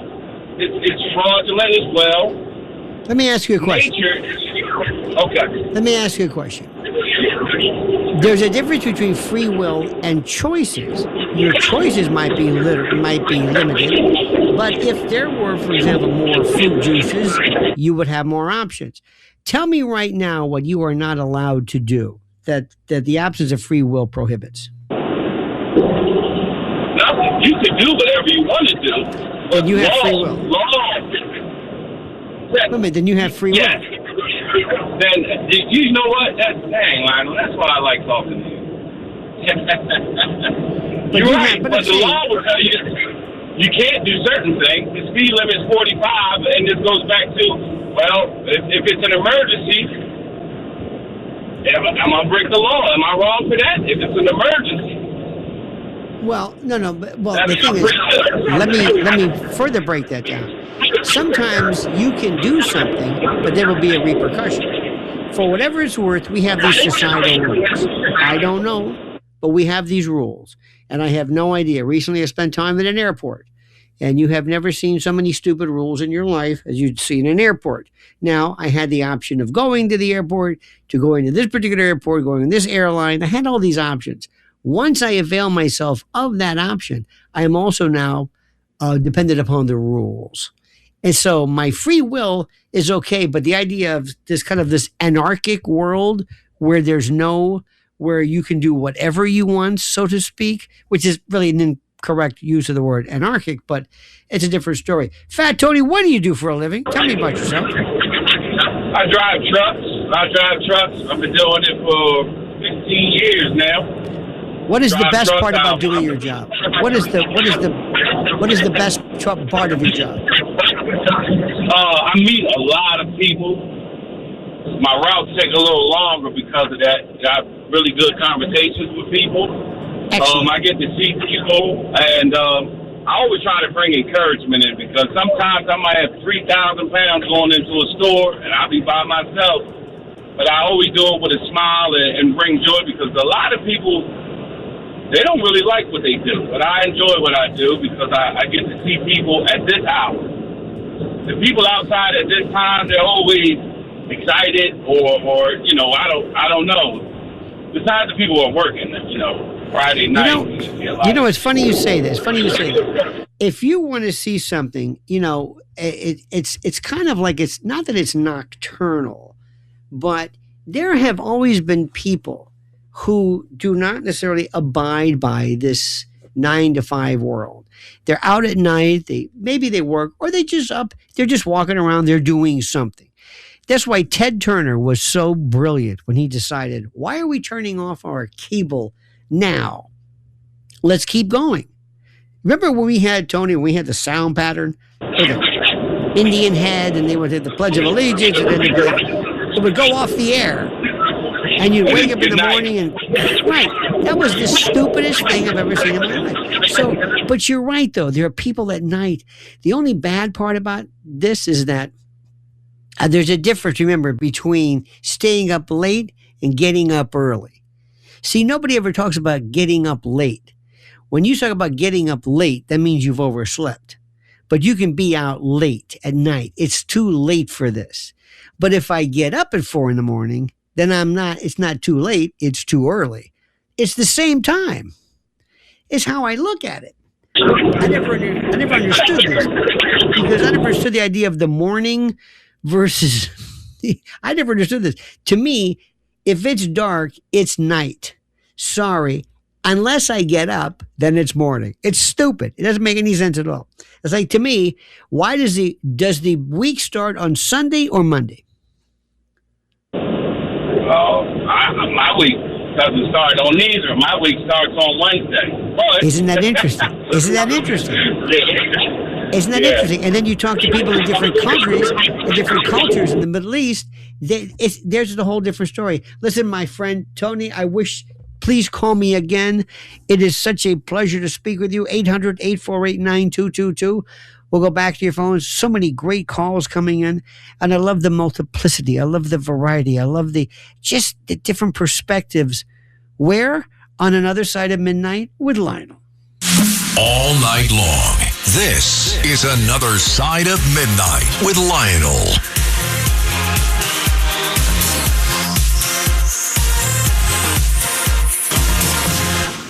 And The Other Side of Midnight with Lionel. Entertaining and informative. On the Red Apple Podcast Network. World.org.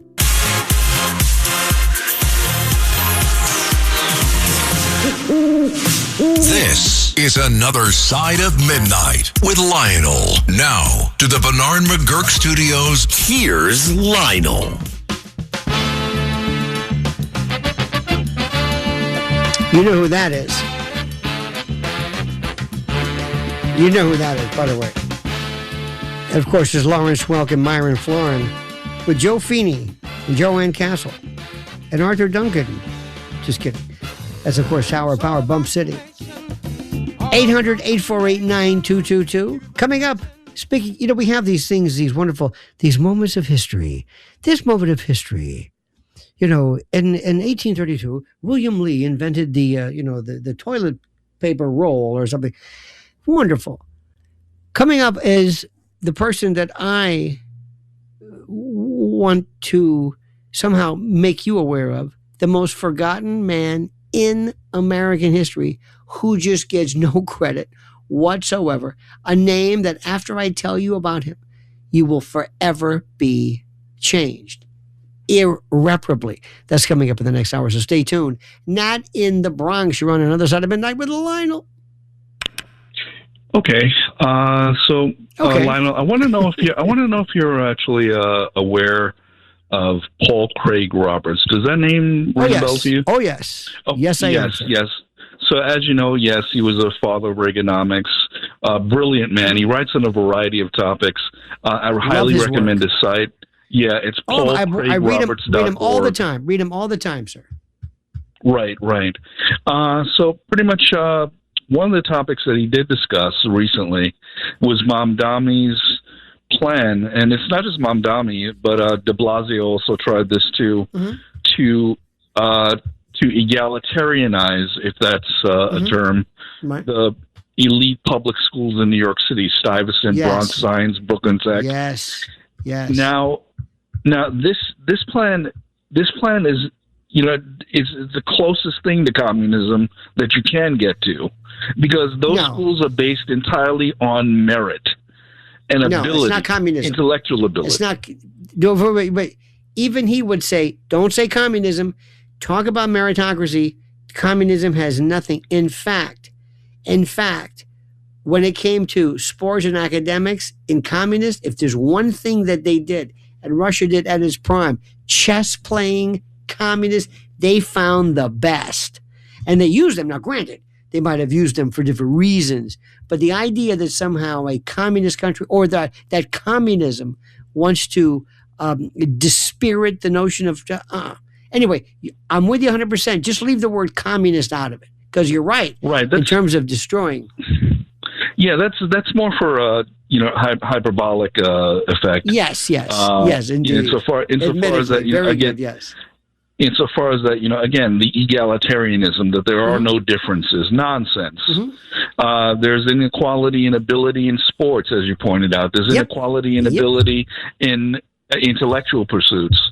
Now, this goes back to a controversy, if you will, over IQ, intelligence quotient. And the bell curve. Well, not just the bell curve, because the bell curve as a book simply compiled information that was around for decades before that book was published. No, but I'm saying that was the best example of somebody saying that not only were there differences in talent, but there might be demographic differences, racial difference, cultural differences in talent. That's exactly what I'm getting to. There are racial differences.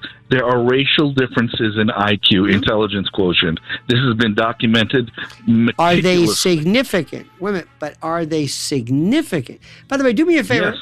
Not stand by. I find this most fascinating. I'm going to get back to you. Remind me, Nat is our next. We're going to pick up where I don't want to stop that because he talks about something which is so fascinating. 800-848-9222, the third, the final. Other side of midnight with Lionel. Regardless of what you're talking about, remember, America's most forgotten historical person feature ever. So stay tuned.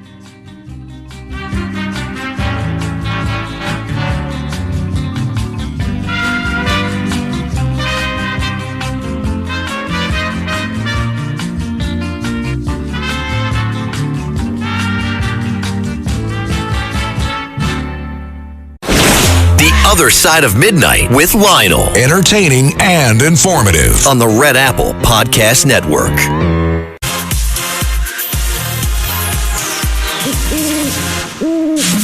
It's Another Side of Midnight with Lionel. Now, to the Bernard McGurk Studios, here's Lionel.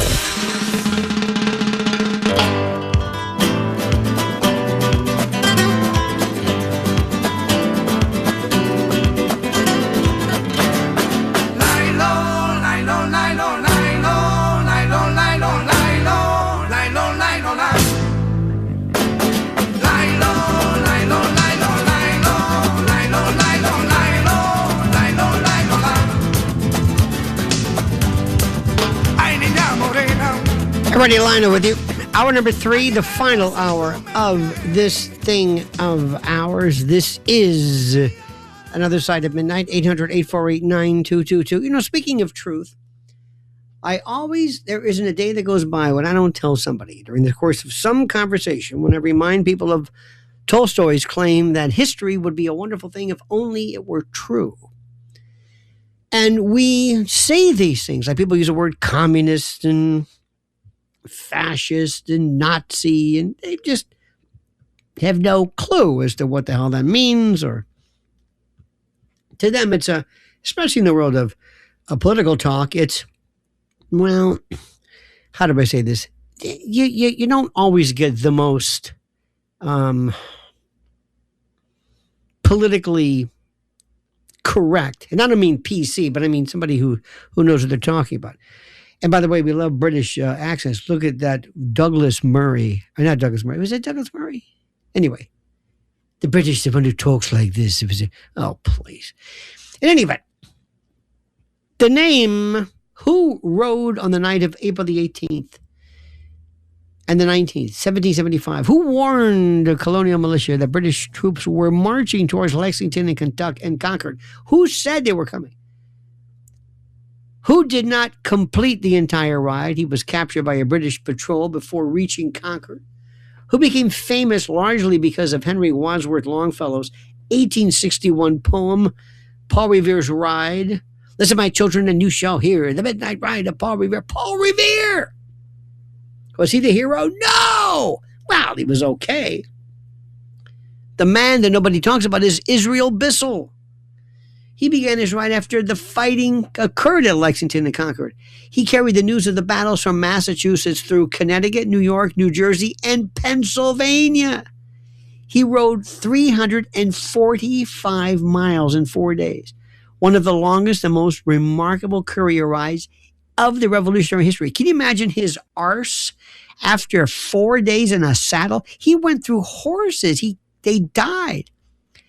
His dispatch helped spread the word that the British had begun and encouraged militia people to mobilize. A multi-day ride. I mean, Paul Revere did about 12 miles or so before being captured. Israel Bissell, 345 miles. Paul Revere did an overnight ride, Israel Bissell, 4 days. Largely forgotten. Largely, completely. Why? Because Wadsworth, or Longfellow rather, because he wasn't known. He's not, just like Patton, just like Saving Private Ryan, forever gave people the impression. And I'm not in any way, please, I beg you, I'm in no way trying to disclaim our role in World War II or in the European theater, but that wasn't, we we came in at the end, the tail end of the war of the war. Not even considering the again, I'm just trying to give you perspective. And because we always loathed Russia, loathed the Soviets, loathed them, even though they were our ally, we dismissed them. Yeah, well, they did it. But we did it. It was Eisenhower. We would have never won. The war would have never won without D-Day. Well, some will say, no, it was significant, but it did not end it. It certainly accelerated the ultimate cessation. See, because people, remember, history would be a wonderful thing if only it were true. Now, Nat is calling from the Bronx. Nat was talking about some uncomfortable facts regarding scores based upon IQs and demographics. And Nat in the Bronx. Nat, you're back on the air on Another Side of Midnight with Lionel. Nat, he would be line 4, I believe. There we go. Continue, good sir. I didn't want to cut you off in midstream. Sure. So pretty much as you mentioned, there are indeed racial disparities in IQ scores, and not just IQ scores, but also Raven matrices, Wenchler, Wonderlic scores. Every intelligence test that's been devised, you find the same pattern, that there are racial significant disparities. Differences? Wait a minute, but yes, are they significant? Yes. Well, when you relegate yourself to IQ scores, they are very significant. So in the United States, blacks, for example, have an average IQ of about 85. Hispanics have an average IQ of 89. And white Americans, just garden variety white Americans, score roughly about 100. Now, where did you get this from? What is it? What is the source of this? Not just the bell curve, but as I said, there are numerous studies into the social sciences that meticulously document this information. Is there one in particular that we can? Because if you go and you look for this now, in fact, this might be because one could argue this is this liberal bias. But if you go and you look, you will see head on. They will say, "Oh no, you can't do this," because they will say to you that there's a lot of reasons, perhaps. First of all, they will tell you number one. And by the way, I'm not disputing what you're saying, but just to play devil's advocate, they'll say that that there are differences, but it's not significant. That if you are going to look at some of the reasons for this, it's because of other factors and not just race per se, but environmental differences in educational opportunity, early childhood environment and nutrition, socioeconomic factors, exposure and environmental toxins, health disparities, cultural and testing factors, genetic influences, interactions between genes and environment. That the epigenetic factors of this, they say, are so great that the reasons for this might be not because of an innate gray matter difference that a Caucasoid, some quote white person, would this be a non-Hispanic, because Hispanics are white, could be a Punjabi Indian, could be a Caucasian. We get into these weird kind of it depends how deep you want to go with this. But assuming what you're saying is 100% true, what do we do with this? Are you saying that if the average IQ was, let's see, less than 100, that the majority, that they're uneducable, or we give up, or what are you suggesting? Well, we should stop trying to put a round peg into a square hole.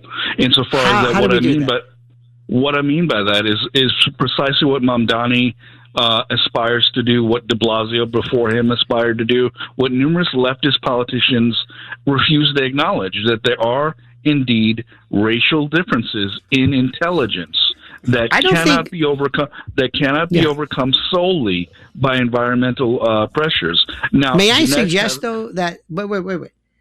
I don't know. For example, if the data showed, and this is the question. Let's assume hypothetically that there were these, instead of, as you know, Asians score in some cases significantly higher than And by the way, there's such a de minimis number of them. It's, when you go into a school and you see these large swaths of Asians or Asian Americans, but Asians, and you realize they represent such a small percentage of the population, they're not even distributed by virtue of their percentage.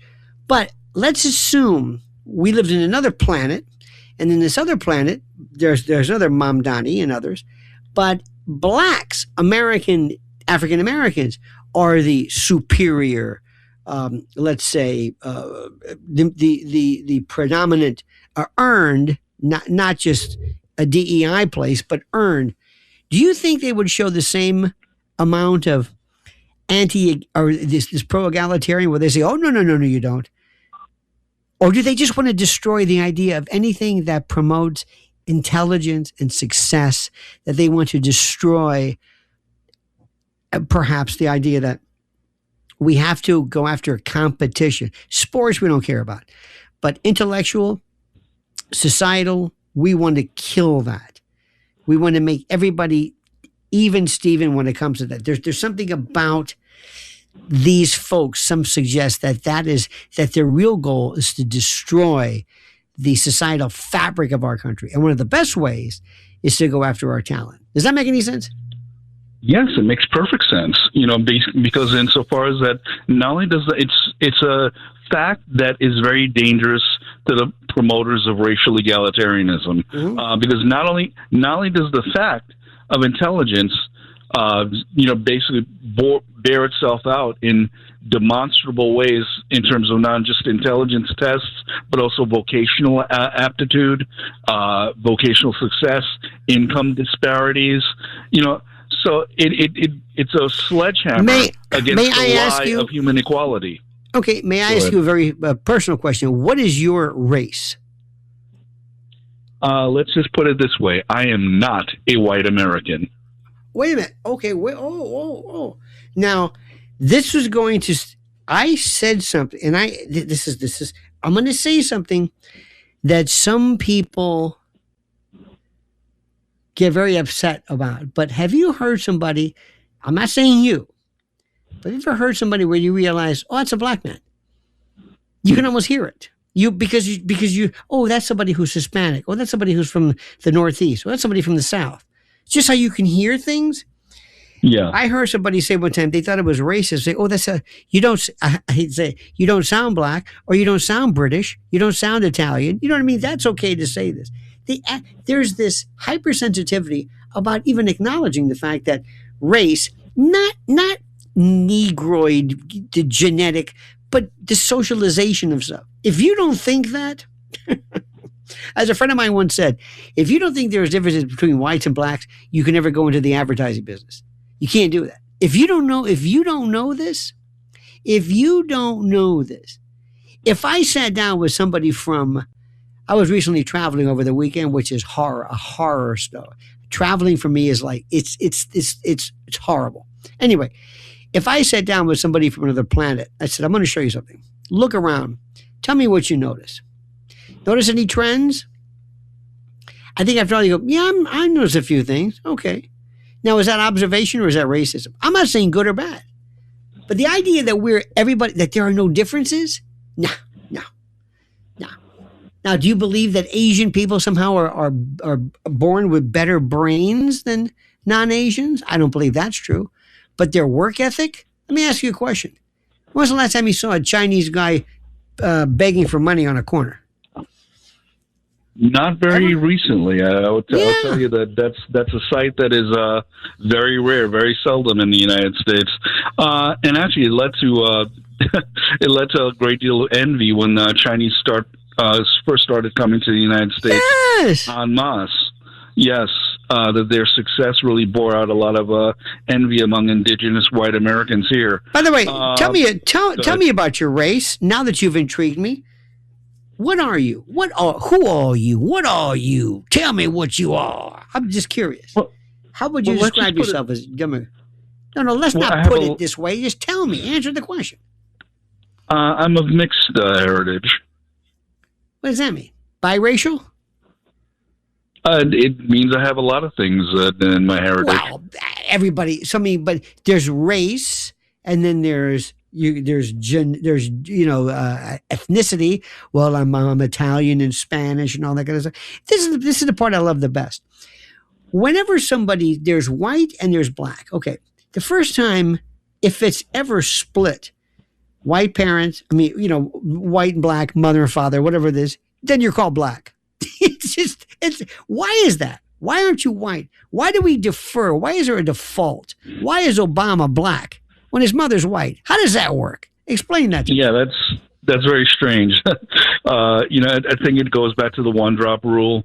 Basically, if you have one drop of black blood, that makes you de facto black, etc. My dear friend, I'm sorry to say this. I must run. I thank you so very much for your most interesting calls. We don't have any one drop rule here. All we have is time is my enemy. 800-848-9222.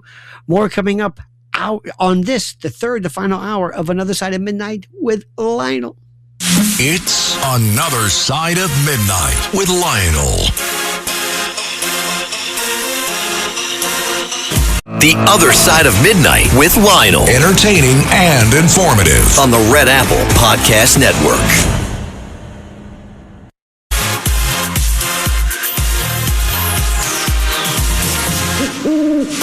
This is Another Side of Midnight with Lionel. Now, to the Bernard McGurk Studios, here's Lionel. Cherokee people. Yes, Mark Lindsay from Paul Revere and the Raiders.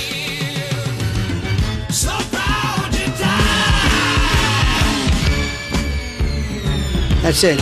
That's his big contribution to Indian American. How about gypsies, champs, tramps, and thieves? No, it's different. Here we go. Another one, too, is you would know this. When I tell this, Mr. Lee, he'll know this. The group Redbone. Remember that? Hey, now, what's the matter with... Most of them are Mexican, as was Sheen Littlefeather. Remember her? This is the lady that Marlon Brando selected when he rejected his Oscar. She's Mexican. Now, I'm not suggesting that is bad or anything, but the number of people. How about this? You wouldn't know this. You know, it's so funny. Jackson, who I think is considerably younger than we are, then again, who isn't, must wonder, what are these people talking about? Iron Eyes Cody. Remember him? Iron Eyes Cody. Remember the Indian in that famous, that spot for Keep America Beautiful? He's the Indian. He has the tear coming down his cheek. You know that guy? Okay. He's Sicilian. It's like, what? How about Chief J. Strongbow? Joe Scarpa, Italian. I love this. We've been, Warner Olin, Charlie Chan, Swedish. Go figure that one. And my favorite mixed match is in NWA wrestling from the 60s, the Von Brauners. Two German bald-headed Nazi guys managed by, get this, gentleman Saul Weingroff, a Jew who wore a Nazi helmet.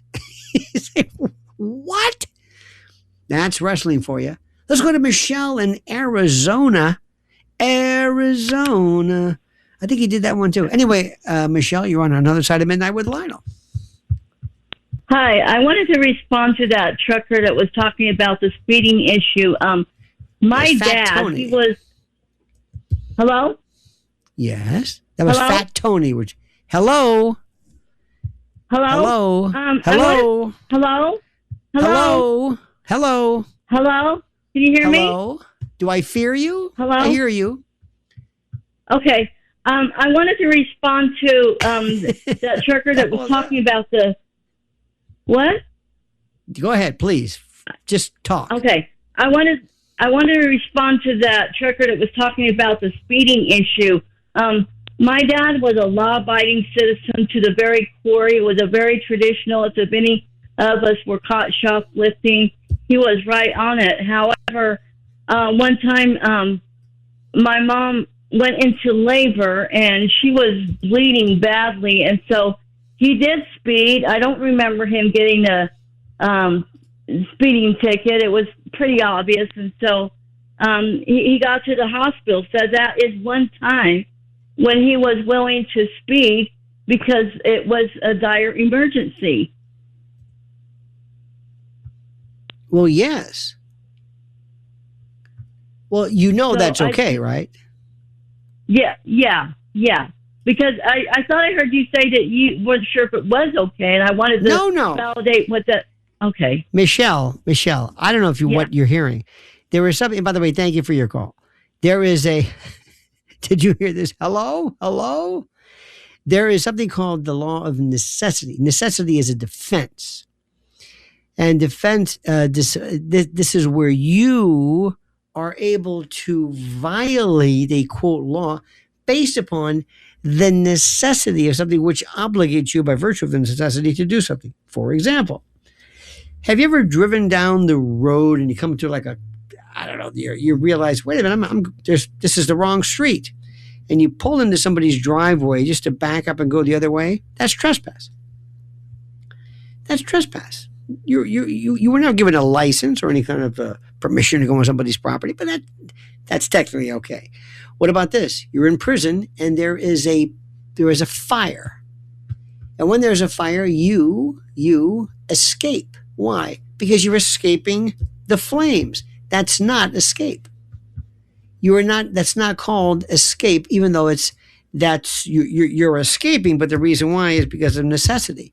Believe me, if you're speeding because you're trying to get away from a robber, somebody's trying to hurt you, I promise you, you have the ability under the law to break that law. Now, whether a police officer acknowledges it or not correctly is another story altogether. 800-848-9222. Alexi in Queens. You're on another side of the I don't disagree.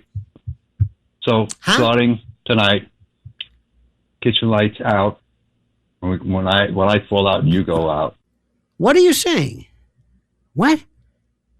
Are you talking to somebody else? All right, Alexi, is that you? Hello. What the hell's going on here? What is going on here? This is the most bizarre thing in the world. This is so strange. 800-848-9222. Let's go back to the phones. I think back to what I call fun. Let's go to Danny in Westchester. Danny, you're on another side of midnight with Lionel. Lionel, I love it. Saturday mornings, I know I'm not going to get no sleep, but it's worth it. You are fabulous. Thank you, sir. Chief Wild Eagle. Listen, he was Italian American, and the guy in the I think you saw it as a kid, the commercial with the pollution, the guy by the river. He was Italian. Iron Eyes Cody. Yes. He was Sicilian. Yes, exactly. And the Sicilians and the Italians do make a difference out of that. Believe me, I got a great story about that when I was a kid. But you know something, Lionel? You look at America. There is a guy whose job is to go around America tasting pizza. I mean, what kind of job? I mean, that's a fabulous job if you love pizza. Who does that? Have people. Portnoy. He does the. No, he does it. That's not his job. That's kind of a hobby, and it's stupid. By the way, I think the guy is one of the most intellectually bereft people, who is just moronic. But he's very popular, and he's as is some form of sadomasochism too. That's also very popular. Anyway, go ahead. Thank you for the floor. I yield the floor. But anyway, the thing is. You look at all this stuff that goes on in this country, and you got to say to yourself, American people, most of them just don't really care. Do people realize, I mean, they blamed Biden for it, but it's been going on for a good 70 solid years where people just come in the country and they do whatever they want. We don't know who they are. They're in the country illegally. But I think that we call them whatever you want to call them, but they come from the Democratic Party. That's what I say. And they want to just flood this country with third worlders.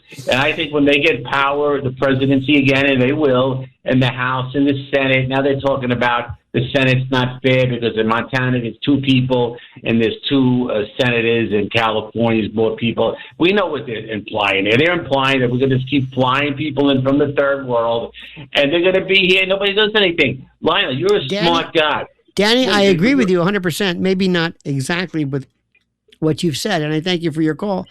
I'm telling you that there is going to be the effort to completely undo everything that President Trump or others have done, and you're going to see. I mean, if you think this social invasion regarding trans sports or whatever, if you think that's over with, oh no, they're just sitting back and they're just waiting. Let's go to Edgar. Edgar in the Bronx. You're on another side of midnight with Lionel. Yes, hi, Lionel.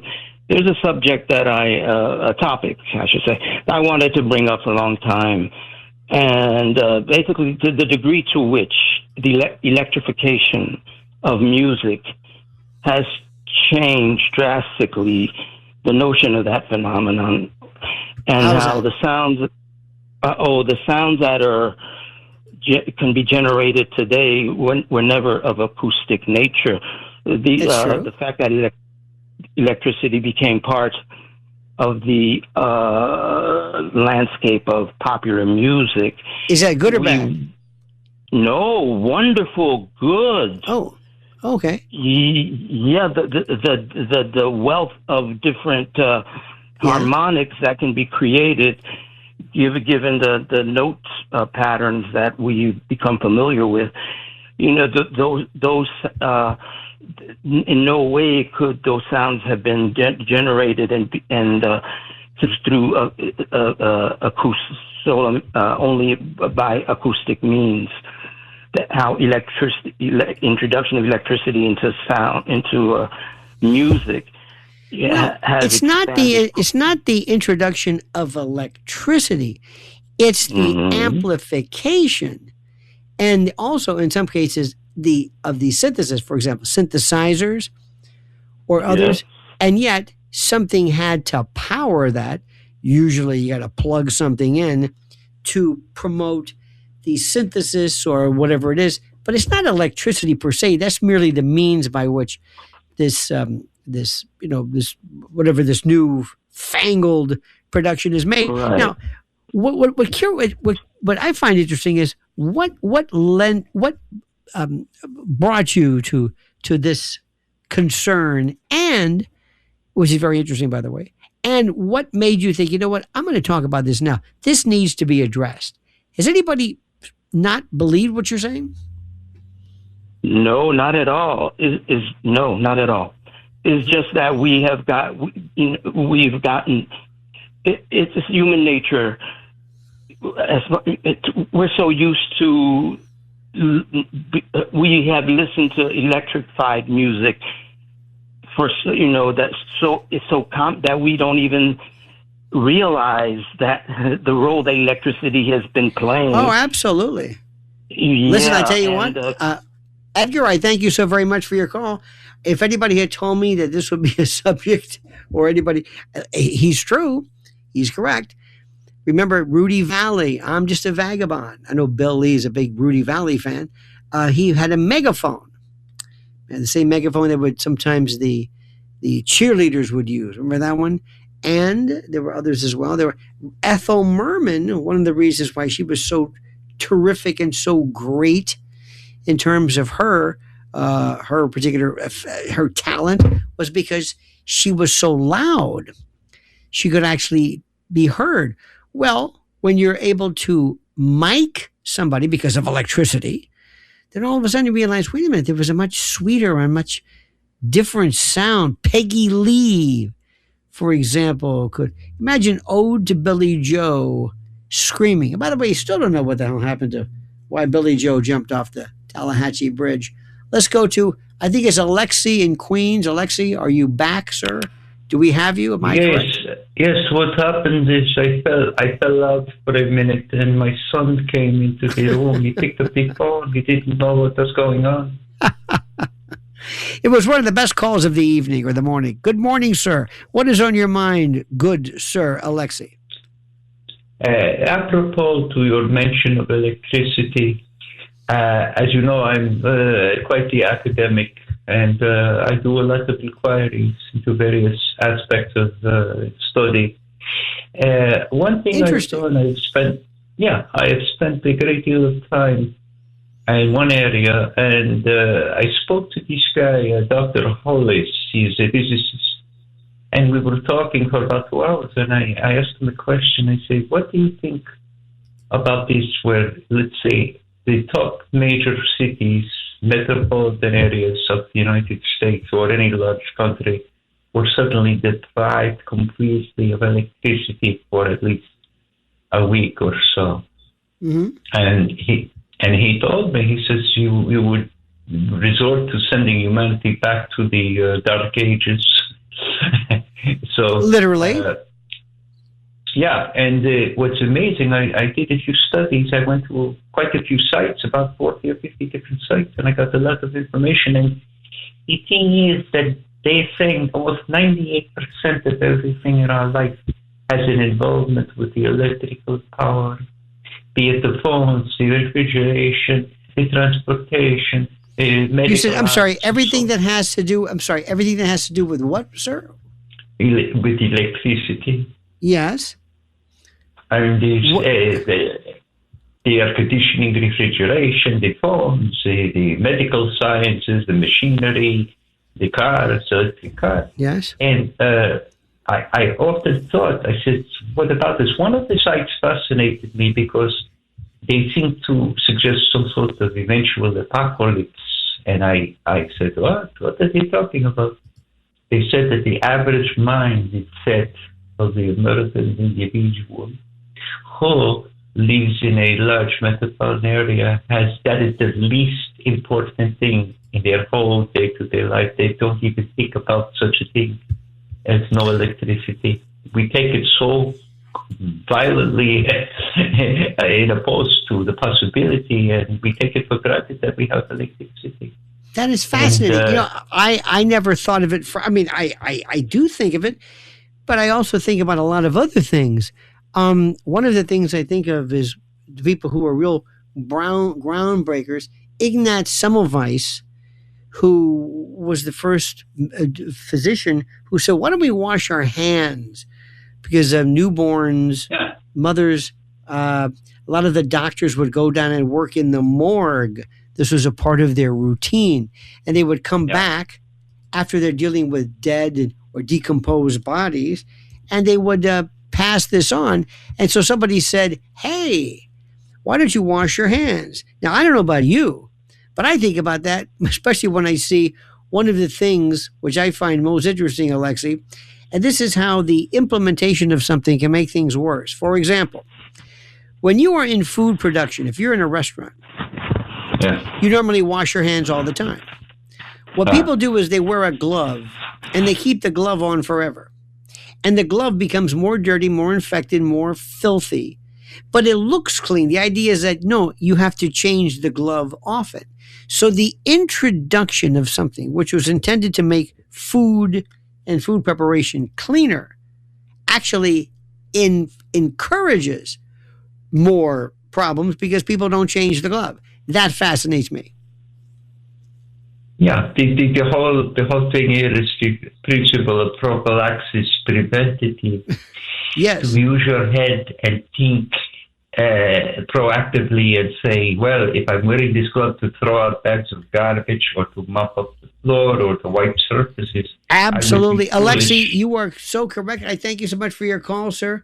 It was so funny. I know that as we speak, Bill Lee is writing down a lot of words about prophylaxis and the like. Larry in Tampa. Larry, you're on another side of Midnight with Lionel. Hi, Lionel. Thanks for taking my call. Yes, sir. I like the way you present the examples.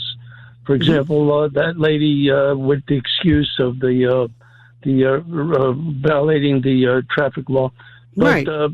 I think that I would like it better with Trump. I wanted to call about current events and President Trump, if I may. Sure. Yeah, Trump. When he used to give examples, and I'd like to see him enlist maybe somebody's help, like your help, to provide examples. For example, with this Safe Law Voting Act, when he could have elaborated on it, and maybe when he was in construction, and maybe he took his entourage, his crew, to Mama Leone's, and maybe, let's say, he had never become president. Nobody knew him. He wasn't popular. And he was at this fancy dining with this entourage, and it comes time to pay the check. And he says, I don't know what happened to his Melania. His wife maybe gave him a clip for Christmas, a gold clip. And he's used to using a wallet. And he has the clip in his breast pocket, but the wallet's not there. So he says, being a wise guy, as maybe he could have been, he might have said, well, I don't, I'm famous here in Atlantic City. I build buildings, and they didn't know him. So he says, I'll pay it tomorrow, and I'm going to sign it. I don't have an ID. I don't use ID to. Larry, this is a very, very complicated, because you're losing people in this very simple analogy. Don't you think one of the best parts about an analogy or a metaphor is brevity? He wants to retain you as his lawyer, knowing you're a New York lawyer. And what he says is, he's not going to pay, and he tells the judge. He has an excuse. Larry, I love these. Let's get off the. I mean, this is fascinating. It's riveting, in fact. But here's my question: what do you think, aside from the fact that there is no metaphor or analogy, what do you think about how the president is doing regarding this particular area? What do you think? Doing well. He's doing well, but the point that I wanted to make is that. The cops took him into custody and booked him. And he says, what do you think this is, McDee's, where you have to pay in advance? The custom is you pay when you get the bill in a restaurant. Are we going back to that again? We're going back to the metaphor again? Yes, sir. Yes, sir. Okay. What do you think what is being accomplished by this rigid adherence to the metaphor? Do you think that people understand something better? And what is it that they understand? Because I don't understand. What I think they should understand is that it's more important to not have your vote stolen than it is to to give your word that you have the money to pay the next day. And that's I'm comparing the two. You had me. You know what? I think Larry, you'll find that if you say it's important not to have your vote stolen, you could probably just end right there. And I think most people would say, you know what? I think he's right. I think people would understand that precisely. Okay. I thank you, Larry. Have a good night, sir. That was good. That was fascinating. See, I find that interesting. Metaphors, analogies are very, very good in many respects. I will venture to tell you that this president, in my humble opinion, I don't know what Susie Wiles is doing, but if I ran the place, I would gut it. I would say, we're starting again. We're going to have new everything. You are being misled, sir. You are not being protected, and we have to sit down and we have to do this thing called splaining. I'm going to splain this thing to you. Mike in South Carolina. Mike, you're on Another Side of Midnight with Lionel. Top of the morning, Lionel. That was quick. Yes, sir. I always enjoy your show. Too bad you're not on another 5 days, but whatever. No. This is, please bite your tongue. This is just fine. I love it like this. I love when people were talking about it. And Fat Tony, way to go, Fat Tony, Paisan. Yes, sir. Yeah. Working your butt off. I'm Italian. I don't think he was a Paisan, if you know what I mean. But I got your point. Okay. My bucket list is to go to Messina, Sicily. I've never been. Okay. Dad, on my dad's side, Sicilian, obviously, and that's my bucket list. But you know what? Everything that's going on in our country. Stop for a second. Yeah. Stop for a second. Yeah, you don't need a bucket for that. That's like your breast pocket list. You need more than one thing for the bucket. Why don't you just go to Messina, Italy? What are you waiting for? That's what friends say to me. What are you waiting for, Mike? Well, what are you waiting for? I'm going with a cousin of mine. Uh-huh. Okay, and I'm going to enjoy that. And I got to say this too. Let me ask you something. What do you want to go see? I'm curious. when you go there and you can see what do I want to go see? Yeah. What do you want to see? My grandmother's house is still there. I have cousins. I have cousins over there. And it's just something, I put off for too long. I'm 72 now. So, you're a couple of years in my rearview mirror. And, I got to say this, too, about, I want to mention Barack Obama, if I could. So wait, stop for a second. I'm sorry. I don't care about him. Let me go back to what you say. Why don't you go? What are you waiting for? I mean, I'm serious. You want to go with your cousin? You don't need to. And by the way, if you go to it there and you talk about a cuisine, they're going to say, "What are you talking about? What kind of language is this?" It's funny when real Italians, Sicilian, otherwise, hear American speak, they're wondering, "What does this mean? What are you saying?" Anyway, I find that interesting. So, but it's very important for you to do that. And may I also suggest something to you? When you go, rather than go with your, whatever it is, avail yourself of something. Every city in the world has online local tour guides, people that'll just show you around, just show you. You want to find out somebody who lives there, somebody who knows what they're doing, and you will find it so much better. I'm not talking about a tour in a tram, but you can actually get locals about where to eat and where to really get involved in it and learn Messina, not from a tourist, but from a native. You want to see how people live. And you want to find out also and they will look at you and many people will look at you and they say, "Why do you think you're Italian? Just because your father was born here, what is it?" I say the same thing with Irish. Irish, they get a big kick out of the fact that Americans think they're Irish, when in fact they were not. Anyway, I find that is something you have to do. It's calling you. You will see a connection. You will feel like the twin who meets his twin. This has been calling you for a long time. There's a lot of, not closure, but you've got to do this immediately. Don't wait any longer.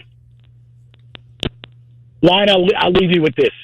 The Shamrocks, the Irish and the Italians never really got along back in the day. But I had a lot of friends growing up in Long Island, different nationalities, this and that. But I'll save Barack Obama for another time. All right, Lionel. Have a good day, sir. Thank you so much, my friend. You do that. You please call me again.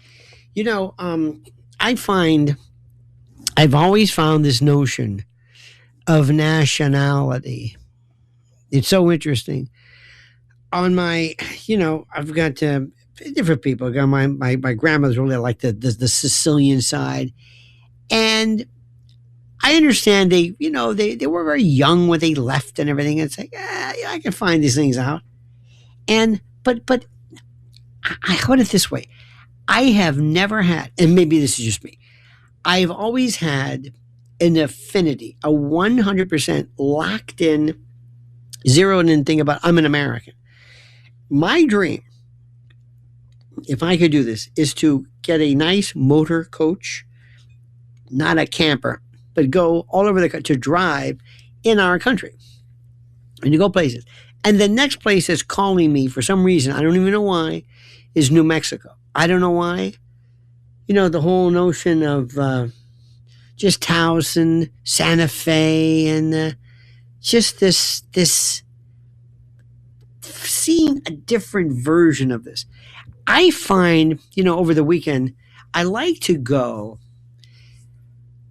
I still think there are two parts of our country that two demographics that I find interesting: the cowboy and the biker. Over the weekend, just traveling, we're going to the West Coast, coming through. There are some parts of the California and Denver and Texas where you see the notion of the cowboy with a cowboy hat, and they're legitimate. The other part of the truly American is the biker, the guy with the beard, the leathers. Not the criminal per se, but just that those are two of the last vestiges of the prototypical American that I don't think any other country has. They don't have cowboys. Now, granted, Mexicans have actual horsemen, but not a cowboy. And I saw some one time in Denver. I will never forget. They were the real thing. And it was just fascinating to see them. You could tell. This wasn't a fad for them. This was their job. 800-848-9222. More coming up on the final segment, the final quadrant, the final piece and sliver and ort of Another Side of Midnight with Lionel. All night long, this is Another Side of Midnight with Lionel.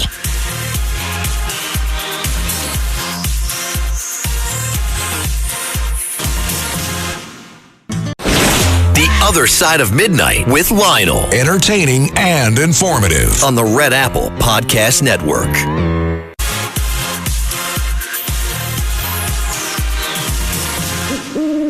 This is Another Side of Midnight with Lionel. Now, to the Bernard McGurk Studios, here's Lionel. Yes, a great ELO orchestra, which makes no sense. That's a redundancy. It's like ATM machine, VIN number. Let's go to George on Long Island. George may be our final call. George, you're on Another Side of Midnight with Lionel. Hi, Lionel. The thing about intellect, I have 4 children. I can't explain it. One of my sons, number 1, Bronx High School of Science, wouldn't go to Princeton or any of that. He went into the Air Force. He became a linguist, and he's a code breaker and all of that. But he loves wrestling. Mm-hmm. I like wrestling. While I would use the word irregardless, thinking it's a real word, but I'm from Brooklyn. We can do that. Why do really intelligent people like yourself, they love wrestling? I love wrestling. I don't get it. I'm almost ashamed of it. My wife is an English professor, and when she's reading Tolstoy or something, I like to turn into wrestling, and it drives her crazy. But you don't get it. No, but they don't get it. What's the difference between wrestling and Shakespeare? I'm dead serious. Tell me. What's the difference? I don't know. I can't answer that. If you ever get him, when were you must have been, judging by the timbre of your voice, you must have been around Northeast New York. You must have been around from the days of WWF or Vince Sr. Right? Yeah, I know all of that, but I'm trying to, I don't want to interrupt you. I saw Carl Van Hess at the old Madison Square Garden. Yeah. He used to click his heels. He'd always fight Arnold Skolin. Now, right. Arnold Skolin would never win. He'd start to win, and he would lose at the end. It was the greatest theatrical. I know the difference. Now, Shakespeare wrote plays. No. Wait. No, you're missing the point. Do you know why Arnold Skolin lost? He's a jobber. He's a job boy. They were the best wrestlers of them all. He had to put over. See, the one who loses is the best. Those are the greatest workers of all time. See, people don't understand the business part. These are the ones who bring heat. They sell this. You can't go out there by yourself.